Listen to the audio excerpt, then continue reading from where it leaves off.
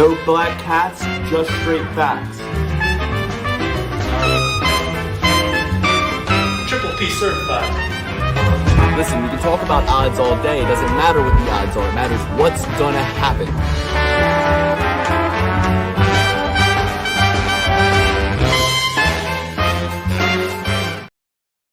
Welcome to the Perfect Play Pursuit. We are here to do early predictions for UFC Macau, UFC China. Davidson Figueiredo taking on Yadong Song. But first, we're going to recap last week, Costa versus Allen. We're going to talk about the Netflix MVP card. We're going to talk about all that. We're going to give you guys a nice episode here on a break week.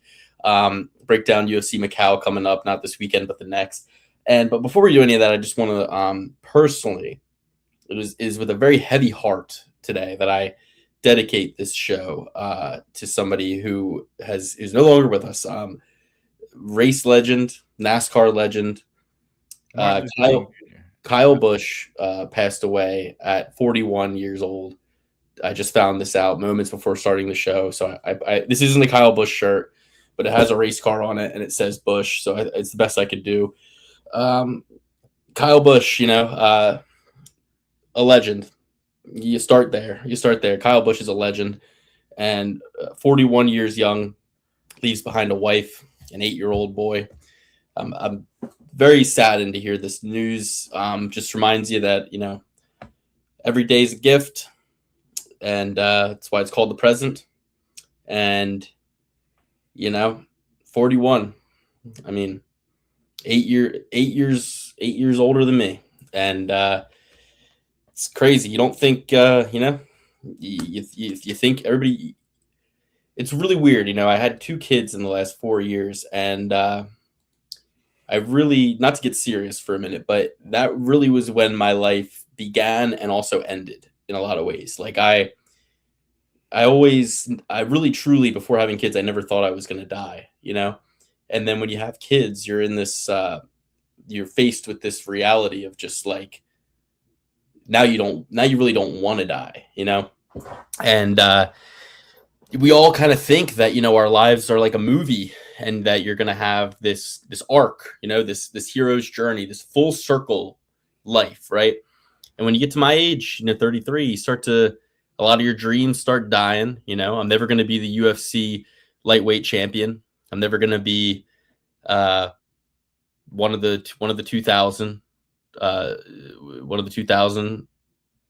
killers, murderers, stand-up call medians. I'm never gonna get I'm not gonna get a stand-up special on Netflix, Hulu, or Tubi.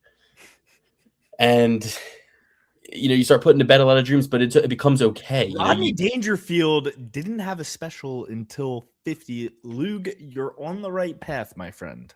Yeah, but Rodney Dangerfield was really funny. So there's a lot of guys who've made a career off being not funny. That is true. I mean, and even like you start to think that people are always going to be around, and you start to think, and then you start to realize they're not. You start to one of my favorite YouTubers, Adam the Woo, died at 50 something, and it's like you have this guy that you watch, you watch him, you watch who. Technoblade, the Minecraft. I don't know who that is. He was a Minecraft guy, one of the first ones. He died of cancer at like 30 or something. Val Kilmer, James Vanderbeek, Hulk Hogan, Ozzy Osbourne. So many people that they're just Hulk Hogan died? Who? Hulk Hogan? Yeah, he's dead. Been dead. No, he's not.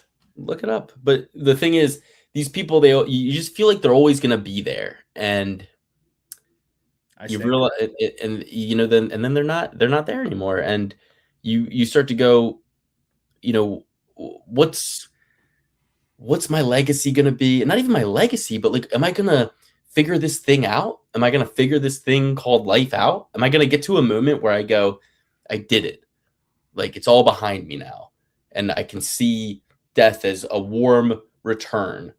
I don't know that you ever get there. I don't know that you ever really get there. I was talking to my fiance about this, and she was saying, like, in terms of work, she was like, well, once I get this promotion, I'll feel like this, I'll be set.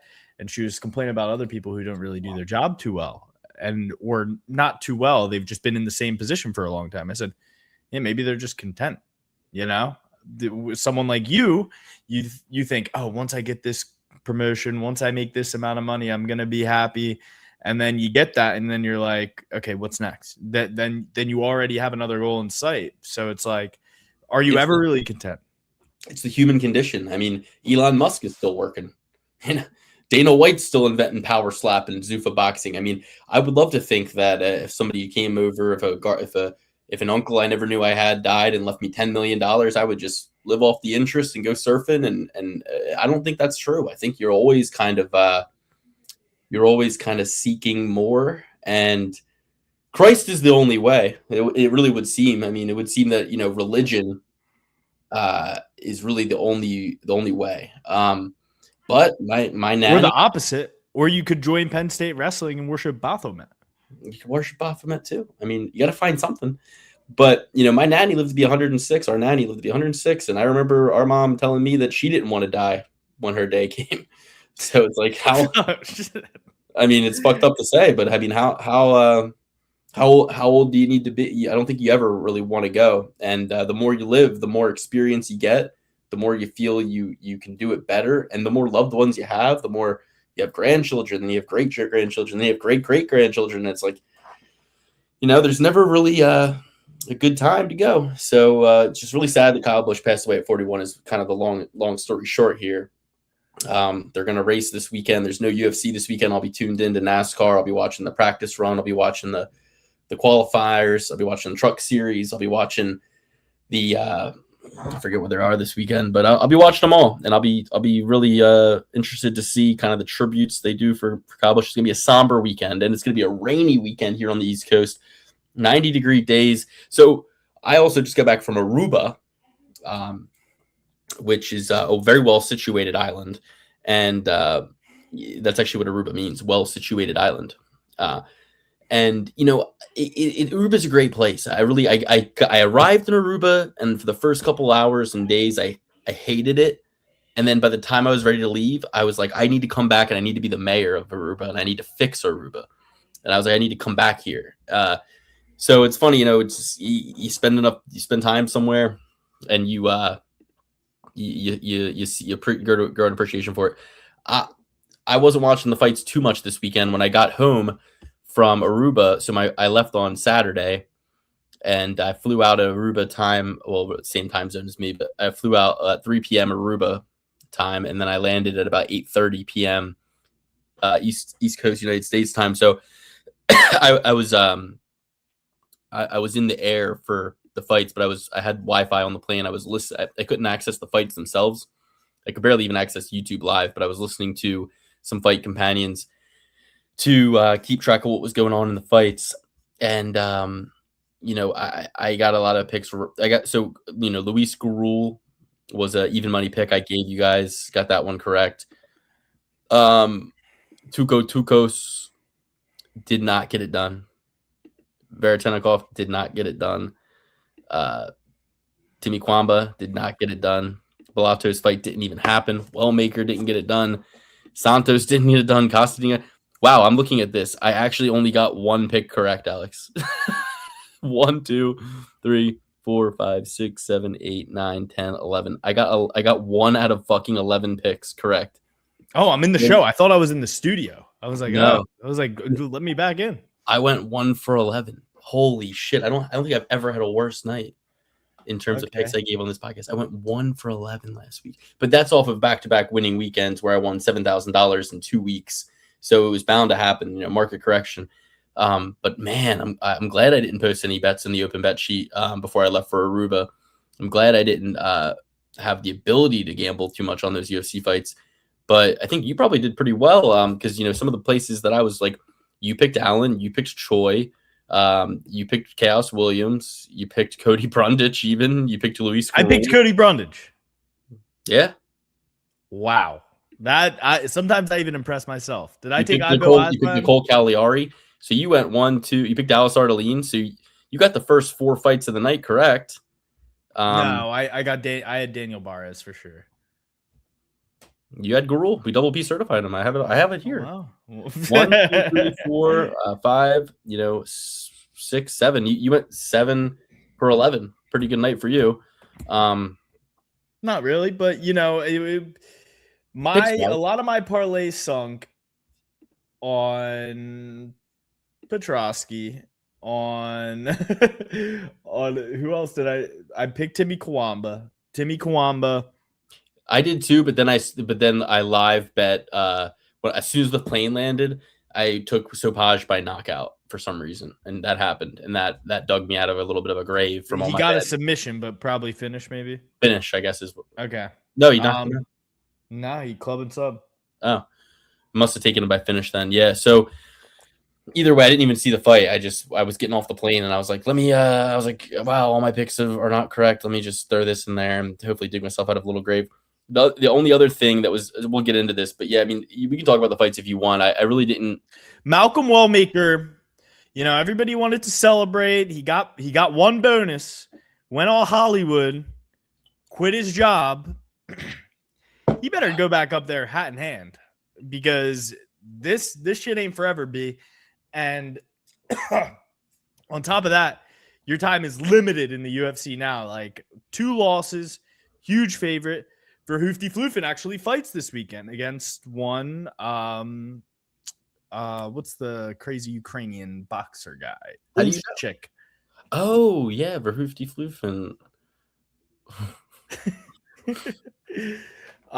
Rico Verhoofdy Floofin. Yeah, Rico Verhoofdy Floofin. What's up, Verhoofdy Floofin?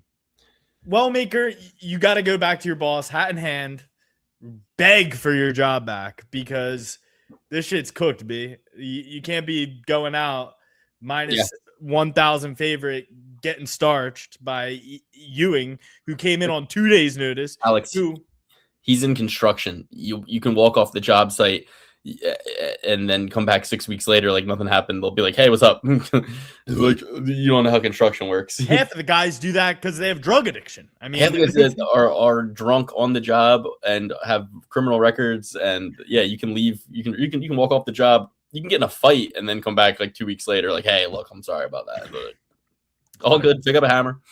100%. Also, very sad news in the world of MMA. Themba Greenbow has retired, and Colby Covington is retired. 2 retirings. Maybe now they can be friends. Themba's got to apologize to his family, and Wellmaker has to apologize to his boss.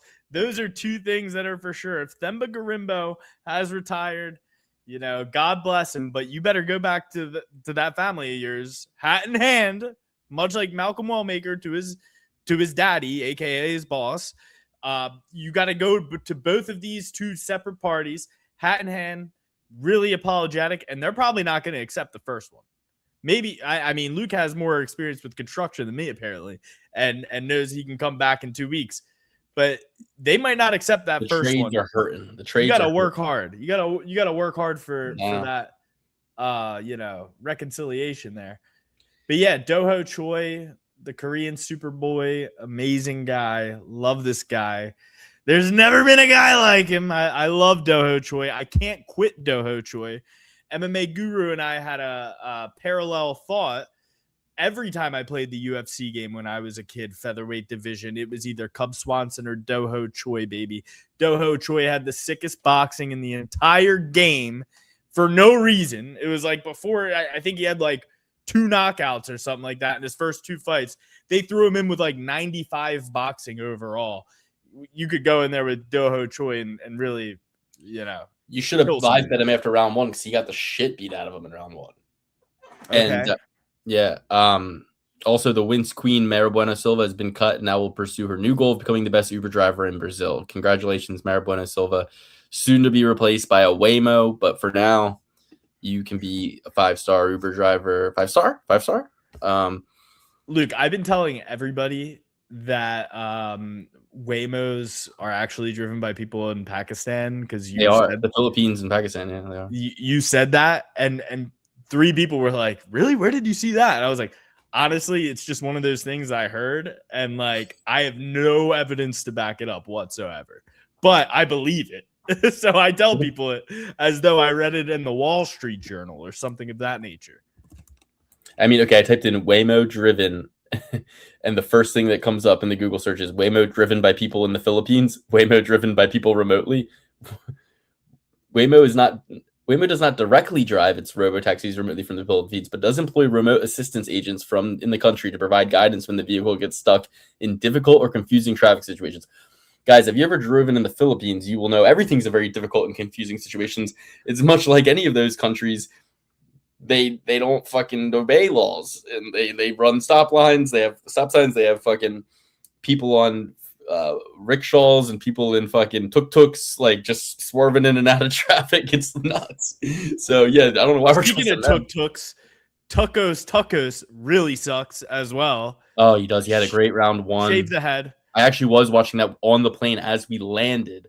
I was watching that, and he won round one. And if he had won the fight, I would have easily profited on the night. I had him in a parlay, and he fucking didn't win, and he fucking lost, and it just sent me into a spiral. Chaos Williams, absolute maniac, great guy. Never met him, but love the way he fights. Veretennikov sucks. My shame list is like, it's like fucking Veretennikov, Tukos. You guys suck. Wellmaker, you suck.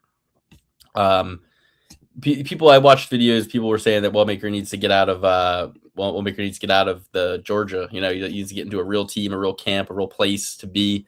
I don't know. Yeah, that probably would help. But either way, let's move on to MVP on Netflix. What was the point of quitting your job if you weren't going to do that? Just so you can sit around and fap about all day? Like, what the hell are you talking about? It's so crazy. Chael Sonnen said it best one time. He's like, you practice for an hour and a half in the morning and an hour and a half at night. What do you do with the rest of your day? He's like, I would be embarrassed if that's all I did. He's like, you always have to be working or doing something else. Like, it's crazy. Like, Arnold Allen, fantastic. I know guys who are like amateur, like who are recreational hobbyists who work all day and train a lot. You know what I mean? Like as if they're gonna be fucking fighting in the UFC. Arnold Allen. I mean, it's a shame that Arnold Allen got his win on a card that was the least watched UFC card ever. I think, at least in the Paramount era. At least Luke. I had one last bullet in the gun. Okay. Yeah. I had Doho Choi, Arnold Allen, Nathan Diaz. Separate bet. Nathan Diaz by sub. Because all I could think about was Donald Cerrone breaking Michael Perry's arm with a belly down arm bar and looking up at the camera like he's Derek Lewis doing the fucking. Well, I told you last week that Michael Perry did an interview with Ariel Helwani where he had long fingernails, and Ariel Helwani commented on it, and he said, your fingernails are really long. And he was like, yeah, I don't need to trim them because, and he's like, because why? He's like, well, I do bare knuckle boxing and I have gloves on when I train, and I do boxing and I have gloves on when I train. He's like, but your MMA fight is coming up against Nate Diaz. You're telling me you're not doing any wrestling or grappling training? Like any partner would make you cut your fingernails, And that was. And when Nate went for that leg lock, I thought I was a genius. I really thought I was a fucking genius. I had that same bet, and then I also even had a sprinkle on Rousey by decision because her and Carano were just doing such a little hug fest that I was like, yeah, like I see where this is going. Like, it's gonna be like bullshit. But then once I saw them in the locker rooms, I was like, oh wait, no, this is not that. Ronda is gonna submit her in the first round. So I put $500 on Rousey round one submission at plus 125. And that dug me out of a little bit of a grave. So that was like my one winning bet of the entire fucking weekend, So I should have put more. Should have put way more. Way more.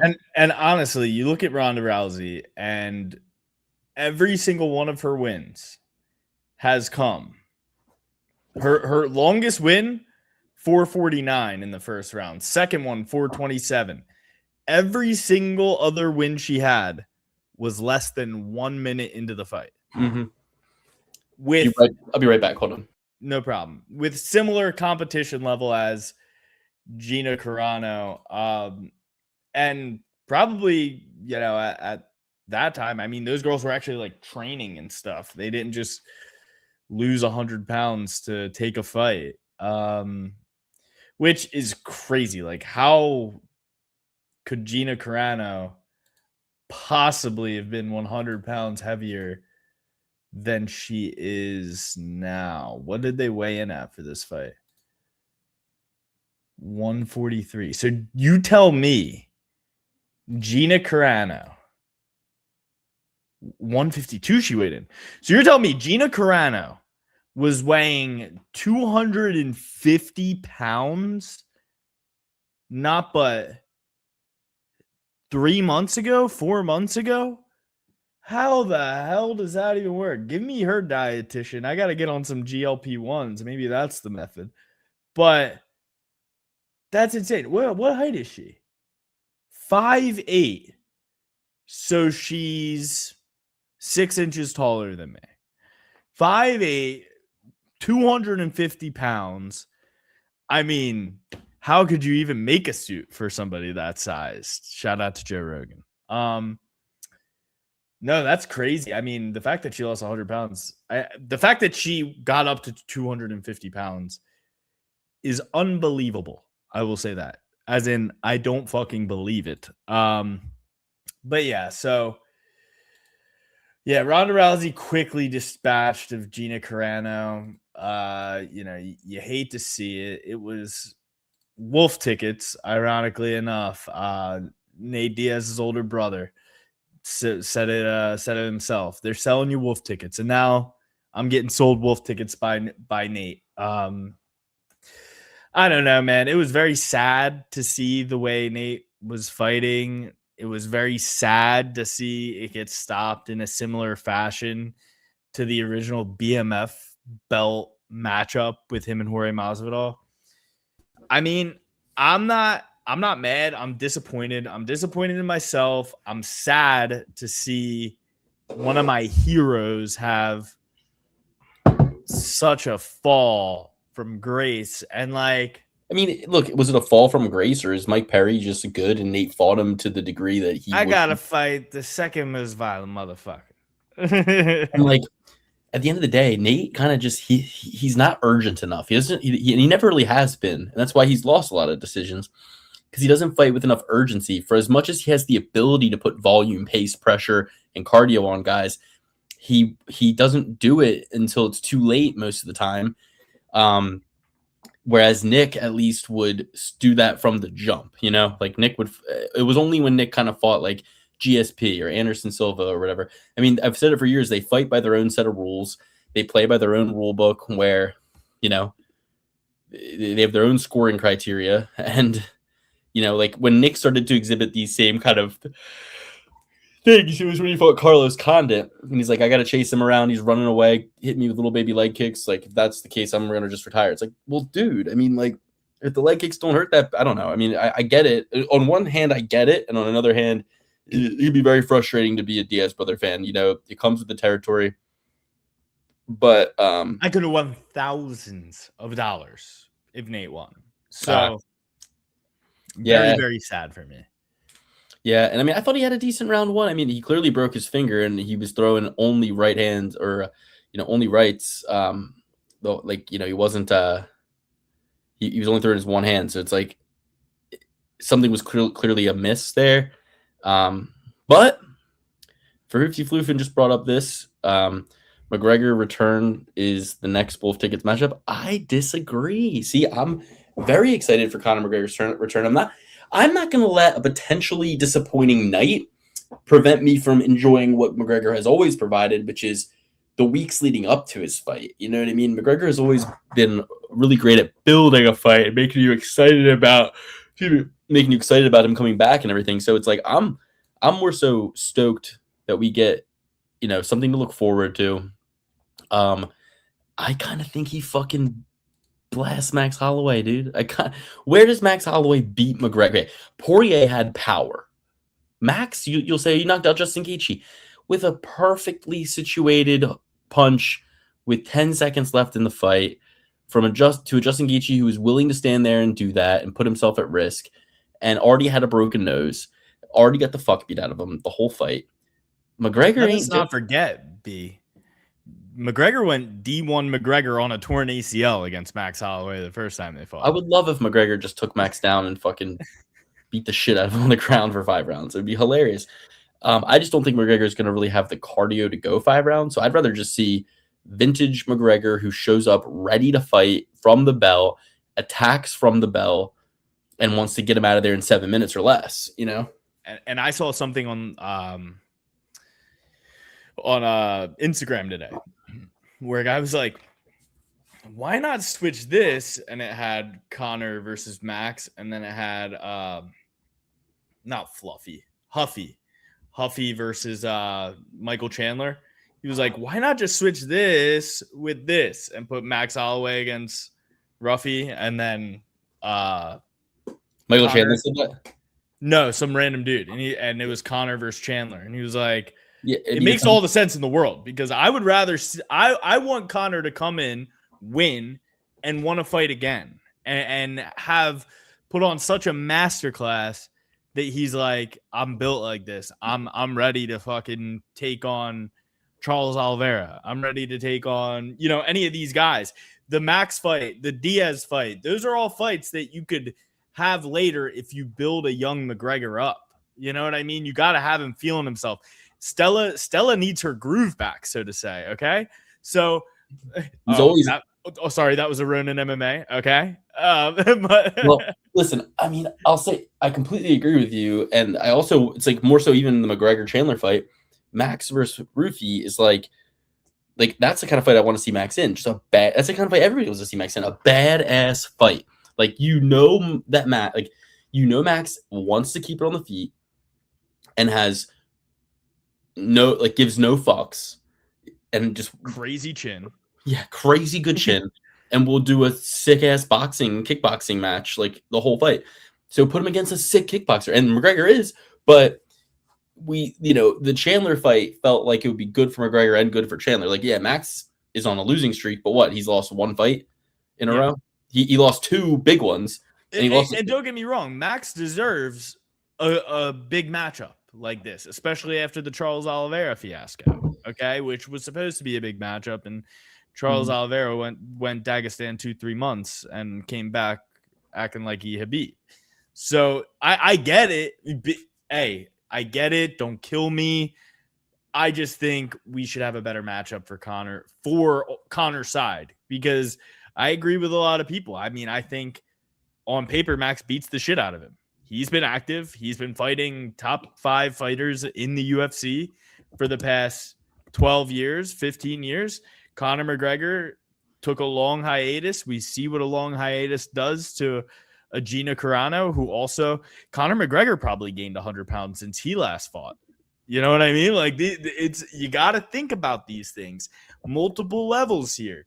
He gained 100 pounds. He took a hiatus. Yo, you want to hear something fucking crazy?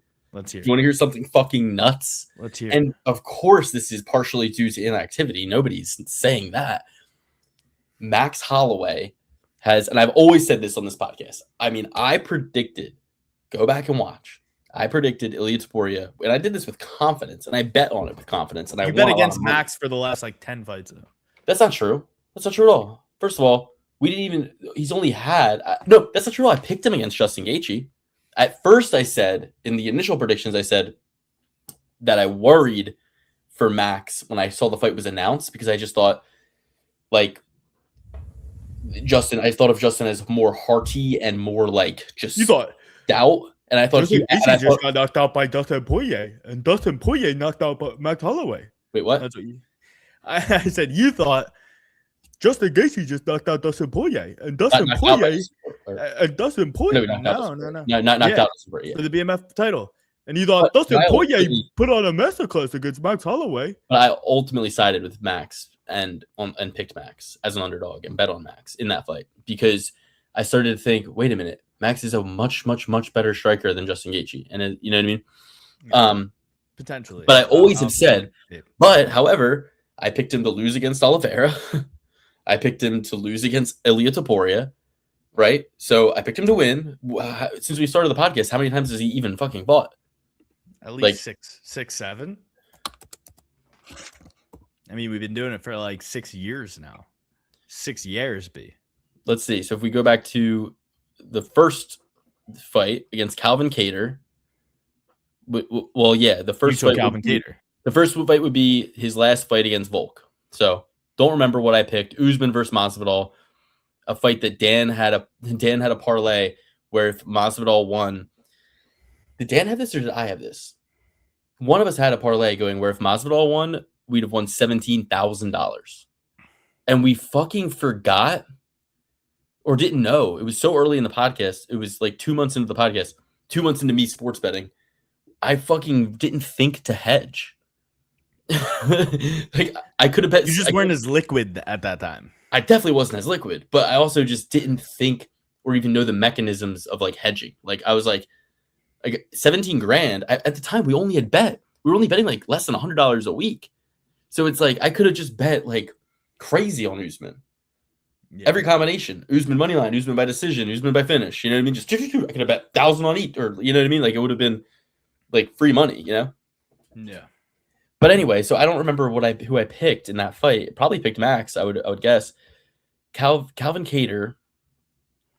Don't remember. Yair, I probably picked Yair. I did pick Yair. Definitely. Volk, and he beat Yair. Volk again. So actually the second Volk fight was the first one. I think I picked Volk. Arnold Allen, I forget. Probably picked Allen. I know you picked Calvin Kattar against. Definitely didn't pick Chan Sung Jung. Picked Max against Chan Sung Jung. Picked him against Justin Gaethje. And then I definitively told you guys on the show, Ilia Topuria is going to knock him out. I said Ilia Topuria is undefeated, unblemished. He will eat Max's pillow hands. Justin Gaethje is not undefeated and unblemished. Okay, if I look up how many significant strikes he's taken in his career, let's see while I talk. But I said that Ilia will crack his coconut. I said Max has never been knocked down, and I'm telling you, Ilia will knock him out. And it was so crazy to predict that, but it really was how I felt. Crazy that I know how to spell Gaethje. It sucks because spell Gaethje right now. Spell Gaethje right fucking now. Gayche. Nope. Wrong.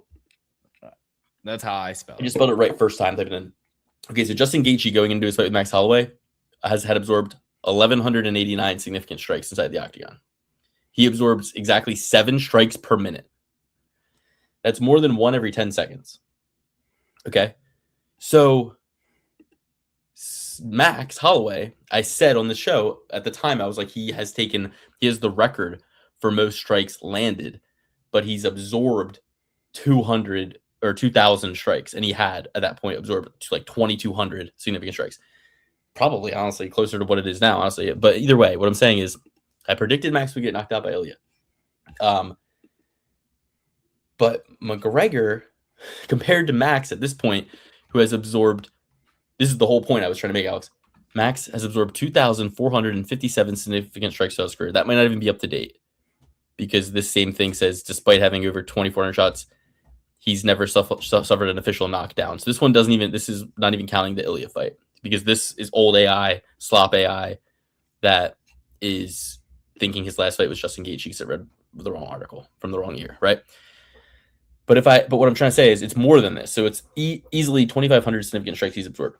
McGregor, 488 throughout his entire UFC career. Yeah, insane. That is more than 2,000 less significant strikes.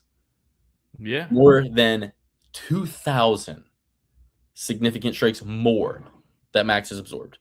You're telling me that pillow hands Max, McGregor, as fresh as a fucking daisy, been on steroids and peptides, and rest versus rust. Like, it's rest allegedly, versus rust. Allegedly, I don't really think he was on those things, but I'm just saying, like in theory, if I was McGregor, a billionaire on a yacht, taking 5 years off of fighting, I'm probably partying for sure, but I'm also doing the biggest longevity protocols that money can buy. I'm not in the USADA testing pool. I'm on peptides. I'm on every single thing that the UFC wouldn't allow Max to take. McGregor could have been taking. Now, granted, this is why it's still like a good fight and Max is the favorite. It's because McGregor has that broken leg. How did Anderson Silva look on the broken leg? How did Chris Weidman look on the broken And leg? Luke, it's rest versus rust. But I think that imagine if Ronda Rousey came back and fought a top 15 girl in the UFC who has been active. So let's say like Jillian Robertson. What if she fought Jillian Robertson that night? I think Ronda Rousey would be surprised. I know. It's just crazy how like MMA fans lust over Jillian Robertson. Like, I'm not saying anything about her appearance at all, but I'm just saying like, guys, they just be athletes? Like, dude, like if we like, can we just watch them fight? Like, stop. Like, I'm not saying like, I don't want to say anything mean. I'm not saying she's not a perfectly fine. Luke, I think you created a subcategory in our Discord called MMA Queens over 18. That's okay. That's not what I did. So the Discord mod made that, but you're right. I'll delete it. But queens, I mean, Joanna's a queen. Everybody, I'm like queens, like, and just being queens, embodying being a queen, like, you know what I mean? It's more what that is. But anyway, so will you allow Amanda Nunes forget that. Let's get back to Gaethje versus Holloway, because at the end of the day, McGregor has the broken leg. Like, it's going to be difficult to fight with or a titanium rod is coming. He's swinging a baseball bat. What if Max just starts leg kicking him? And you know he will. Max is going to leg kick him. Yeah, I would. But Connor says that it's a literal titanium bat in there. Yeah. I don't know. I got to check the science. I got to check the science on I got to check. What if your bone's stronger than that? He puts a Mizuno right in the center of his leg, like a. So it's another bat brand. What other company makes bat? Mizuno was the only one I could think of. Yeah. I mean, I just got to imagine that McGregor like is sandbagging a little bit. Like, he has known he's coming back now for a while, and now that it's announced, official, signed, he's gotten the camp for the camp in already. You know. Whereas Max is coming off. Max, think about this. Max also like says he doesn't spar. He just lost to Oliveira. Like, yeah, didn't get hurt at all probably in the Oliveira fight. I saw that interview with Chael and Connor and the other Ian Parker. That's it, Ian Parker. I saw that interview and Connor looked like he just got done training hard. Now, granted, you could wet your hair. You could like put some like water. He also had so many sweats on and had like a beanie on. Yeah, but it was in Ireland. That's how guys like McGregor and I work out. He's in a big warehouse facility, cold, wants to work up a sweat. It's Ireland. You can't, you know what I mean? Like, he's out here like it's cold outside. He probably wore that shit into the gym and was like, I'm gonna get a nice sweat going. You know what I mean? He's got his own warehouse gym, his own. You know what I mean? It's not like he hadn't been to in a while, so the heat wasn't on, so it was freezing in there. Exactly. that one interview. Yeah.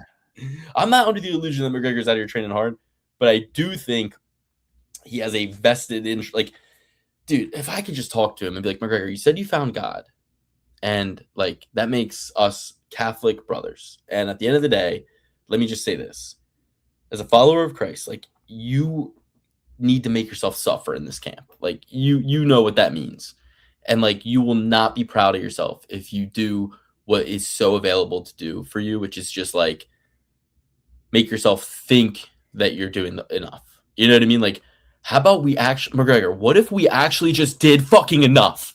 What if we actually just did enough to go in there and do the unthinkable? As an underdog, you beat former champion Max Holloway, the guy who you beat when he was young. He went on and ran the division. The only other person besides him is fucking Volkanovski. And guess what? Volkanovski's still at that with division, and he's still the champ. So unless you're going to go down to him, there's no sense in that making that fight happen. Now, a lot of people are saying McGregor beats Max, he gets a title shot or something like that, right? I think McGregor beats Max. They should do Volk versus McGregor super fight. No belt needs to be on the line. Let Volk move up to meet him. Let's meet in the middle. Let's go 155. Let's do catch weight 165. Catch weight 165. McGregor versus Volk for the super fight. They both beat Aldo. They both beat Max. In McGregor's case, beat Max twice. You know what I mean? If he does. Volk's case, he beat him 3 times, I believe. Exactly. So it's no. If you're gonna say Jose Aldo is the best featherweight of all time, no, he's not, because he lost to everybody else in that conversation. He lost to Max. He lost to fucking Volk, and he lost to Conor McGregor. So Jose Aldo, I hate to break it to all you crybabies, John Anik, fucking everybody else on the UFC Saturday weigh-in show desk, every time a fucking featherweight fights and they're asked to present their rankings for greatest featherweights of all time, they try to tuck McGregor in at fucking 5 because he had no defenses. Shut the fuck up. If you beat Max, who you have above him, and if he beats him twice, you better never fucking put Max above him again. So he'll have beaten him when they were young, he'll have beaten him when they're old. After 5 years off on a broken fucking leg, McGregor comes back and beats Max for the second time. You better move him the fuck up ahead of Max. And guess who's also ahead of Max? Volk. And guess who he beat? Jose Aldo. So guess when Jose wasn't fucking old, wasn't like Volk and him were like the same age. Look it up. Beats Aldo. Wins the title. Loses only to Topuria, who they'll try to say he's not the greatest featherweight of all time, even though he knocked out Volk and knocked out Max, who they would both put, and you'd have to put above Aldo. You know what I mean? To me, and he beat a murderer's row to get there in the first place. Who? Ilya. Not really. Damon Jackson, Bryce Mitchell. He fought another fight at 155 for shits and gigs. He fought Emmett, and he fought the Brownstone Bomb. No, the Black Gang Banger. Guy Herbert. The Black Gang Banger or whatever. Black Country Banger. But he beat Jai. It's the Black Country, not the Black Country Banger. It's not like, fucking. I said the he's Black not like, Gang I'm Banger. from the country. The Black the country Gang is called Black Country. They call it Black Country for like English reasons. You know what I mean? Like blood pudding, Black Country, Old Shire Hill. Like it's like one of those things. I think. I could be wrong. That's what I was told. I don't know. I could be wrong. Either way, like England's like we got red country and blue country, and I wonder who they put in the red country. No, it's just a name. I'm telling you, it has nothing to do with anybody's.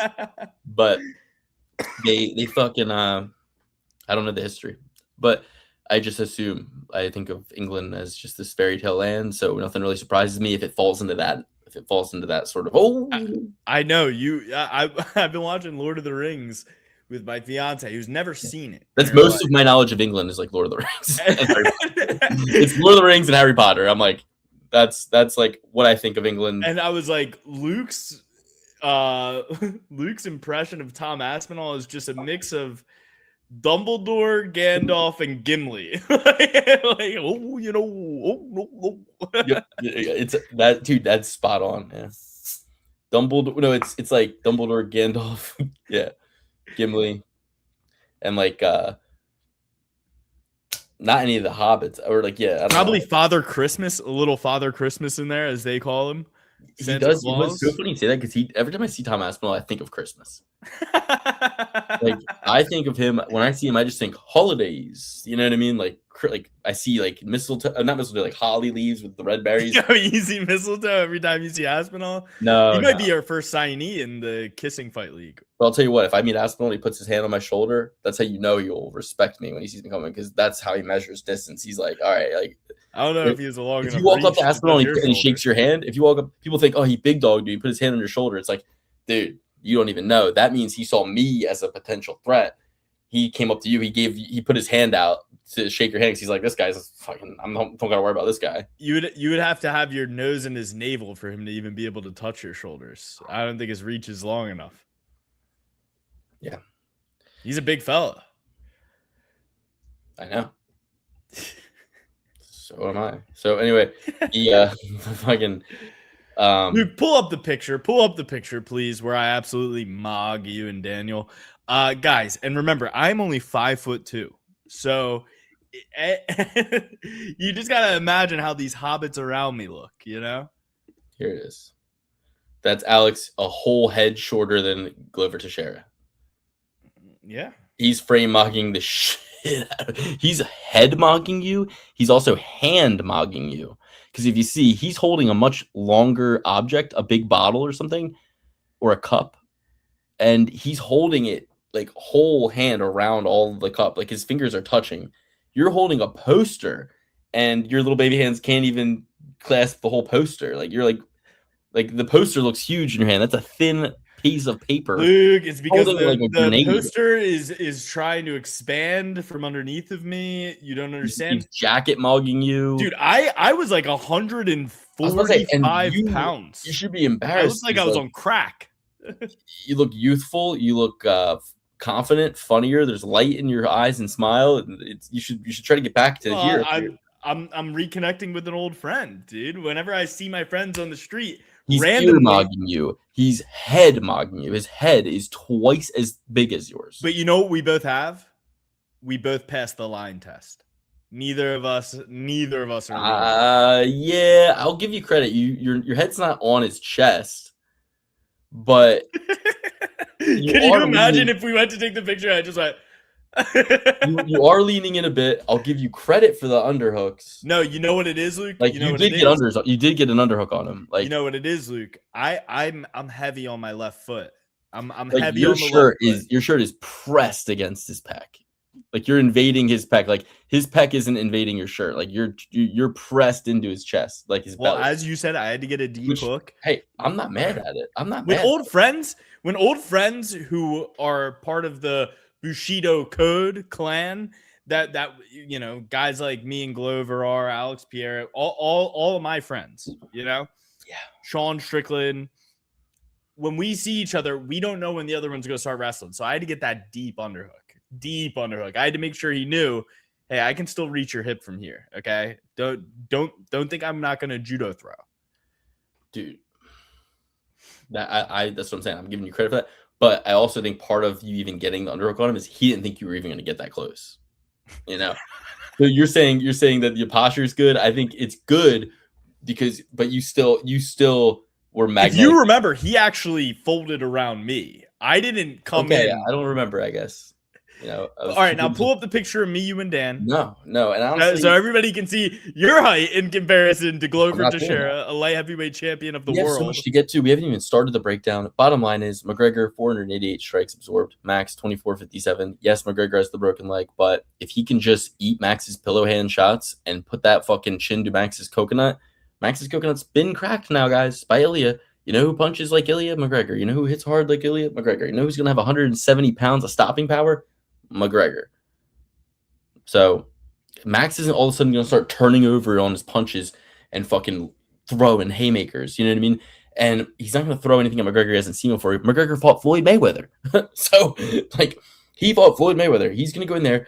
He's going to go boom, boom. Off of Floyd Mayweather too. He's going to blast Max with a left hand that sends him to the fucking canvas. I hope so. No one is a bigger Max Holloway fan than me, but I want McGregor to win. That's why I said he should have got Michael Chandler. He should have gotten a win. He should have gotten an easy dub. I'm a much bigger fucking Max Holloway fan than you. I've met him in person, so he gave me the belt. He gave me the belt. He said, "You the real champ," and we'll, you know.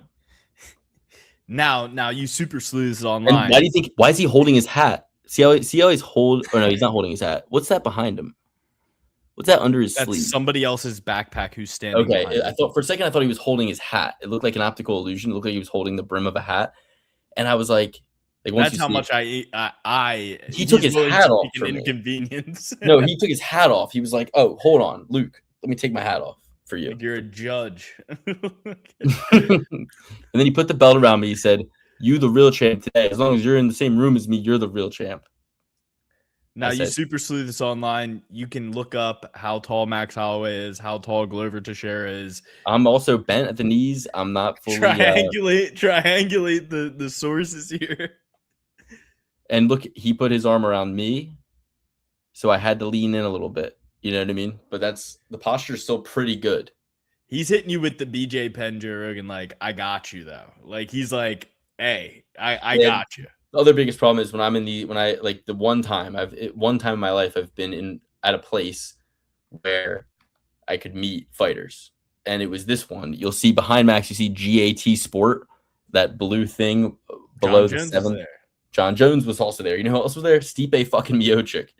John Jones, Max Holloway, and Stipe Miocic were all at this spot, and it was a bodybuilding festival. So, guys, nobody fucking knew who they were or cared. It was Holly Holm was also there. The line to get these people to sign an autographed picture and take a picture with you was a 5-minute wait, except for John Jones, who was like 15 minutes, like of a line of people.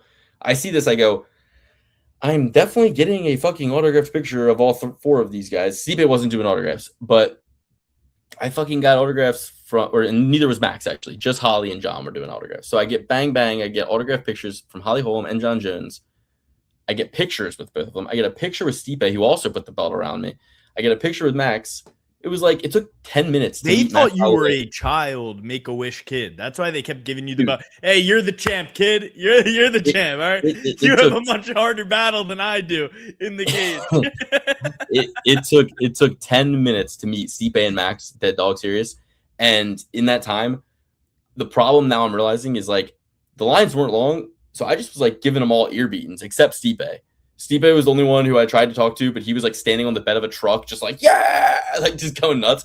And I couldn't understand a word. I was like, I'm just gonna Stipe is intimidating in person. You're like, yo, Stipe starts talking to you, and you are in that awkward moment where you don't know what the person's saying. You're like, yeah, man, I'll catch you later. All right. I'm just like, I fucking love you, Stipe. You're the fucking man, dude. Like, I just he's like and I'm like, I know. Like, I was like, quick picture. He's like, yeah. And I was like, all right. I'm like, it's so cool that you're here. That's all I was saying. But with John, I'm asking him like intimate questions about his life and training in Albuquerque. Holly, I'm asking her intimate questions about when she knocked out Ronda Rousey. Max, I told him, I said, yo, my brother loves you. And like, you know, you remind me of him. You guys are both pretty chill dudes. And like, you know, it's cool. He's like, oh, word. Who's your brother? I was like, you don't know. I was like, you don't know him. He likes you. Like, yo, what the fuck? That's my in. I know, but my point is the pictures, they're like super like, all right, let's take the picture and you can get the fuck out of here. Stop talking to me. You should have been like, here's my brother. He likes Pokemon. He likes video games. I had hair down to my fucking shoulders in that picture. It was in a fucking ponytail because I was in professional mode. I was working the event, so at a booth. So I like was, you know, doing my thing, but I took a little quick lunch break to make that happen. Those sideburns make Luke look like Millage. Yeah, I know. Well, you know, the long hair at its best was good, but when you have to turn long hair corporate, when you got to tuck a shirt into some khakis, wear a belt, tie it up, you start looking creepy. You start looking real creepy. Long hair is cool when you're wearing a fucking denim jacket and you're like, what's up, bro? Like, you know, I just realized your shirt was tucked in. They definitely thought you were a Make-A-Wish kid. Black Country is a distinct, heavily industrialized region of the Midlands of England. Yeah, see, told you. It gets its name from the black soot and the steel foundries. You know what I mean? And it's like, of course. Hey, listen, Verhoofty, don't be using slurs like soot around here, okay? I don't want to hear anything like that. Oh my god, can you guys think of a better name? PG show here. So anyway, that's it for that. Let's get on. We got to quickly. And I agree, Verhoofty. Women's MMA should be abolished. I think that this is one of these things. I used a Shabbism on my fiance during the fight. And wait, Usyk versus Rico Verhoeven. Obviously, I'm tuning in to this. It's 11 a.m. on Saturday. I'm probably not tuning. So you get 30 minutes for Kyle Busch, and I can't tell a relevant story about the Ronda Rousey and Gina Carano fight that we were breaking down. What are you saying? I was telling my fiance, I said, could you imagine if they just played like a women's football game at halftime just to like show, like, could you imagine that? I don't know who said it. It might have been Shab. It might have been Bear DiGiulio talking about WNBA game at halftime. Like, could you imagine being a spectator of that? No, that's bullshit. We shouldn't have to watch women's MMA. I agree, Verhoofty. So you're not talking about abolishment. You're talking about secession. Segregation. Secession, seceding from the union, you know, and just kind of having it be a that would mean that they want to do it. And but I don't think it is crazy that like women's MMA does get to just be lumped in with. I mean, I think honestly, here's why I think it's fine. because the rules for like, for example, like softball are not the same as the rules in baseball, but the rules of MMA are the same. Like They are in basketball too. yeah, in basketball they are too, but here's the difference with basketball. A game takes fucking 3 hours. Like it's a long ass game. You know what I mean? It's not like a fucking high school game where they're just like, all right, halftime. All right, back on the court. Let's go. Run the clock. Like you know what I mean? Like they're fucking there's all these timeouts and time and commercials and stuff. So you can't just insert a whole game into another game. You know what I mean? It would be ridiculous. But you can easily slide in a 15-minute fight. You know what I mean? So that is the fact that the fight can be a maximum of 15 minutes. We're at a point where there's way less. No, the fight is always 15 minutes. Maximum of yeah. But then it's like, okay, they get a minute break between each round. We're talking 18 minutes maximum, probably. And then you got, so it's like 18 minutes. Like, would you rather them show commercials? Like, at the end of the day, like, a lot of these women fights are pretty good. Not a lot. Some of them are pretty good. I'd rather the event be shorter. They don't have to fill it in with anything. I'd rather have a shorter event and just like you wouldn't want to watch a whole basketball game in the middle of a basketball game. It is unfair sometimes to watch 14 fights in a night. Like that's a little. I mean, listen, I'm not complaining because I build it into my schedule, my life, and I enjoy it. But it is sometimes a tall ask when it's like, okay, like, you know, I do have a life and a wife. I don't have kids. I don't want to stay up super late. I would rather them all be in the morning, the afternoon. I would rather that. No, I need them to be at night because then at least kids are sleeping. So I know that that's your take on the situation. That's why I was like, okay, I empathize with that. Like I can't imagine. I like him at 11 a.m. Yeah, football becomes a very peripheral thing when you have kids and a wife and you know, things like that. Like but I still watch a lot of football. But I mean, it can't dominate my Sunday. Like if UFC was all day long on Sunday, I'd feel pretty guilty about having this kind of like running, I'm not going to miss the fight policy. You know what I mean? But the fact that it's one night a week, I spend the other 6 watching fucking Netflix with my wife and movies with my wife. It's like one night a week I can have I'm going to binge television from 5 p.m. till I go to bed. You know what I mean? Like that's 3 hours of fucking my weekend. But you cut 30% of the roster, 20% of it being women. The other 10% are, you know. Yeah. And if I have something much better to do, I'll just do that. But you know, I'm saying like a 6-fight card that starts at 11. I'm not complaining about a 6-fight card. Hell, you know, you have to pack 12 cards every weekend for the entire year, apart from 4 weekends. I would way rather have 6-fight cards that all end in a good fight every week, you know what I mean? Yeah. Like a contender fight, a championship fight, something of that nature, rather than the slop. It's like because you watch high level fights, exciting fights, and then there's just like garbage fights, like not even in the women's, like there's people in the men's that are garbage fights that I would never want to watch. Slob fest, blob fests, as they call them in the heavyweight division. It's like, cut all these guys, have shorter cards, don't occupy my entire night. But they need to sell those ads. That's how they make money, of course. So if you don't want to wait till Saturday, there is a road to UFC fight on Thursday and a road to UFC fight on Friday. You know, it's probably worth a watch. I mean, I don't know where where's it airing? Paramount? Is it airing on Paramount? What's that? Oh, UFC Fight Pass. You gotta have UFC Fight Pass. Didn't know that was still a thing. That's crazy. I'm probably still paying for it, but I didn't know it was still a thing. But Usyk versus Rico will be on during the day on Saturday. Memorial Day weekend.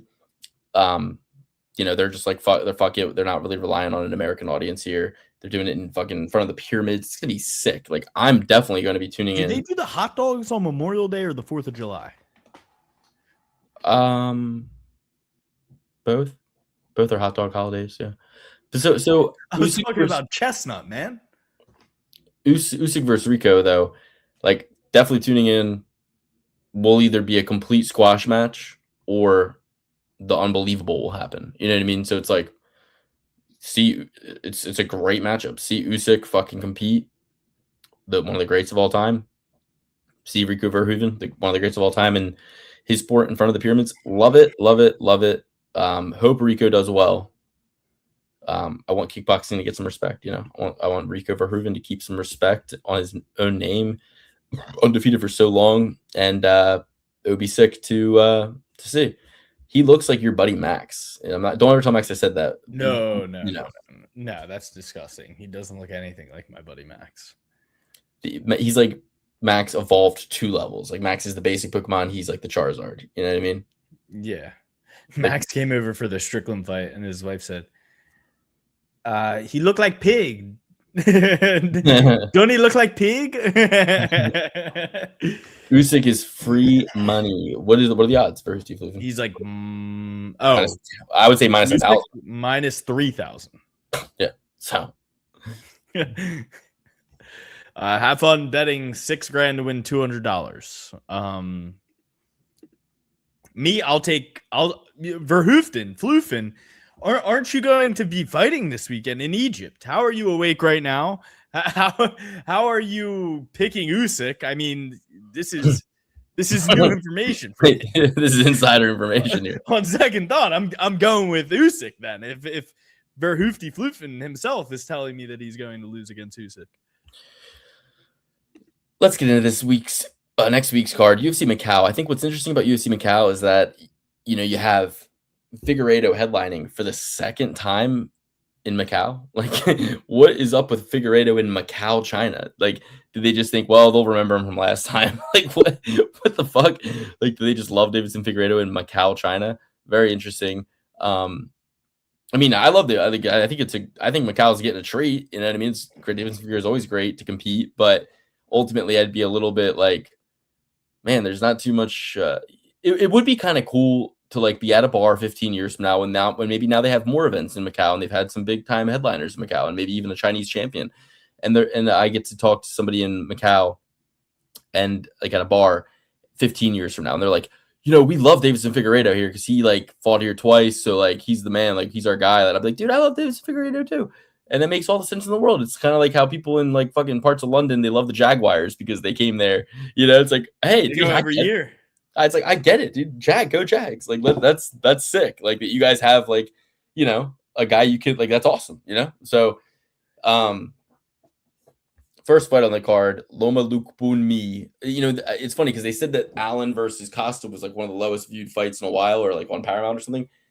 And it's like, this one better. I mean, they had an event in Perth, Australia. You had to wake up at 3:30 in the morning to watch it. Like that got more viewership. Prates versus Jack Della Maddalena. I guess that's why. Like that's an amazing main event. But then you got next week you got this, or the Allen versus Costa fight was at least prime time. Like people are like, oh, it's like one or the other. It's like, dude, I was watching Netflix on my laptop and I was watching Paramount on my TV. Like I was watching both. And then when the UFC ended, I switched it to the fucking TV for the Diaz fight. I think like. I was watching UFC during like the big on my laptop on the big fights, and I was watching the bigger TV was the better fight at any given moment, So I just like don't get why they think that people just won't watch both. I don't understand. Like, who are these people who are watching both, or who aren't watching both? You don't. Neither can stand on their own, but together they make an amazing night. But this fight, my card, should be the lowest viewed fight card because not only is the main event, in my opinion, worse than. I think it's just like a lot of moms who were like, I saw Ronda Rousey on Ellen once. Yeah, I mean, it's the bad. Mom market. Maybe. Mom market's strong. Loma Lukbunmi versus Jacqueline Amorim is this fight, and it starts at about 4 a.m. So you're waking up, if you're waking up on Saturday at 4 a.m. to watch this fight, isn't that a slap in the face, Alex? Like this whole time I'm thinking, oh, it's a UFC break week, but the week after, at least I'll get to watch UFC. And then it's like, yeah, it's gonna be on at 4 a.m. It's like, oh, great. But I can parlay this. This is the perfect parlay pursuit. What I can do is I can tell my wife, I'll wake up with the 1-year-old when he wakes up at God's hour, and then I can be watching UFC while I just chase his ass around all morning. So I can not only get to see the fights, but I can earn good favor with my wife. So I might earn good favor until you're asking her for more money minutes at 2:00, and Yeah, you're that already is true. blacked out drunk at 2:00. I mean, these cards, Jan versus Figueiredo was a devastating night for me financially, and I was in and out of sleep, just waking up like in a stupor and just fucking betting like crazy, and it was so stupid. The next one they did in Macau, Walker versus Zhang, almost made me very unhappy. I almost repeated and lost like another $1,000, but instead I bet on Walker huge and won it all back. And it was like my family's waking up as Johnny Walker knocks out Mang Ying Zhang, and I'm like, oh, hey family, everything's fine. Great to see everyone. Top of the morning to you all. Welcome. The fight is over. I'm ready. Dad is ready to go to the park. Whenever there's a morning card like this, if Luke wins, you better hope you see him in the streets, because he's just giving money away. He's just giving it. He had one gift in mind for our little brother for his wedding. He doubled it because he won a bunch of money on the UFC in the morning. But he had. It's true. Yeah, no, I'm not saying it's not. It was not. I mean, I was already going to give him a pretty fat stack, but so it was a sprinkle on top. But yeah, I mean, and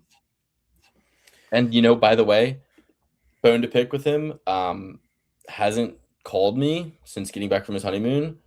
I'm assuming he opened the card at this Cash point. my check, but okay. I would think a call would be in order. Hey man, you didn't have to do that. I think that would be pertinent. It would be germane to the situation. It would be. Our sister said the same thing because she Venmo'd him. And I told her, I was like, yeah, but they're going to send out a thank you card. I don't want to wait for the thank you card. I wanted him to open the card in front of me so I could see him go, oh my God. Luke made me rich. He somehow thinks you owe him that already, though. That he's like, Luke was a hassle in Vegas. Luke was a hassle at the wedding. I wasn't even a hassle. I wasn't even a hassle anywhere. I mean, if you're mad at me for doling out ear beatings, I guess he never met. Hey, Luke, nice to meet you. It's like, I guess he never met me. I mean, all I do is dole out ear beatings. If you're still hanging out with me, it's kind of a your fault thing. Like you keep coming back for the same beating. How many times do I gotta teach you this lesson? With family though, it's different. You it's not that you want to. It's that you just have to keep getting the ear beatings. I beg to differ. I'm close to cutting many family members off. You're not on the list. It's like I'm good. I was about to say I better not be on the list. What the fuck? I beg the dipper myself.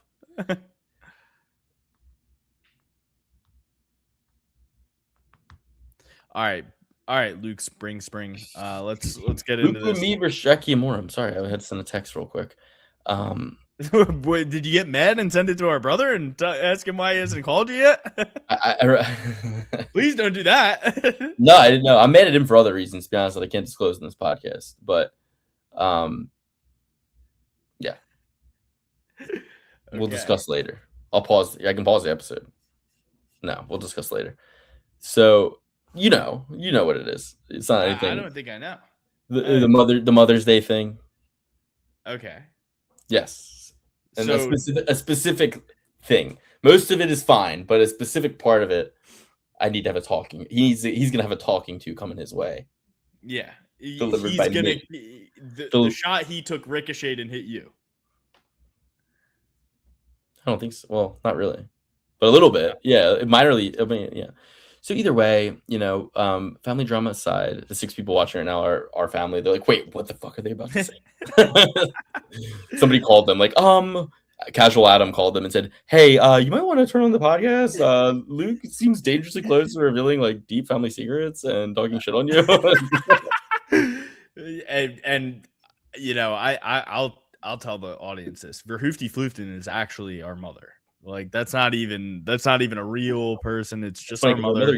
Our mother used to watch every episode and bet along with us and pick, and give us advice and like pick some and be like, I didn't take that one because I remember you always do that. And then, she was like pretty a wise gambling sage.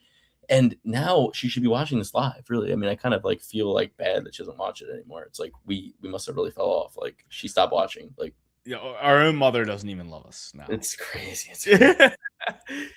You know, speaking of which, I'm like, what episode was it? Like, what did we do? I mean, because I can imagine several episodes where she's just sitting there like, you guys didn't. I fell asleep and you didn't even get to the fights. And a joke, not a fighter. But I was so happy to hear that my Dan-related prank paid off. That actually had some questions. Yeah, Alex told my mom that Dan quit the podcast, and then like when she like was surprised, I guess that he did that. They asked why. That's why. And yeah, then he said because he's getting a divorce from his wife, and he came out of the closet. And my mom texted me. She goes, "Hey, is Dan still with his wife?" And I'm just like, or she said, "Are Dan and blank still together?" And I was like, they're married, Mom. Like, cause my mom also will mix up all my friends. Like, she'll call my one friend Dan, she'll call my other friend Bittman, and I'm like, Dan Bittman's one guy. There's not Dan and Bittman. Like, you know. Yeah. I'm like, and I've only had to start saying, oh shit, I didn't mean to. Either way, I'm just like, well, he, God, this episode, dude. Can't end this episode. No, I was like thinking, they're married. Like, what are you talking about? Like, yeah, they're fucking still together. Like, and I'm like, why? You know what I mean? This is a prank that paid off. Like, she goes, Alex was spinning a yarn a mile long. I'm like,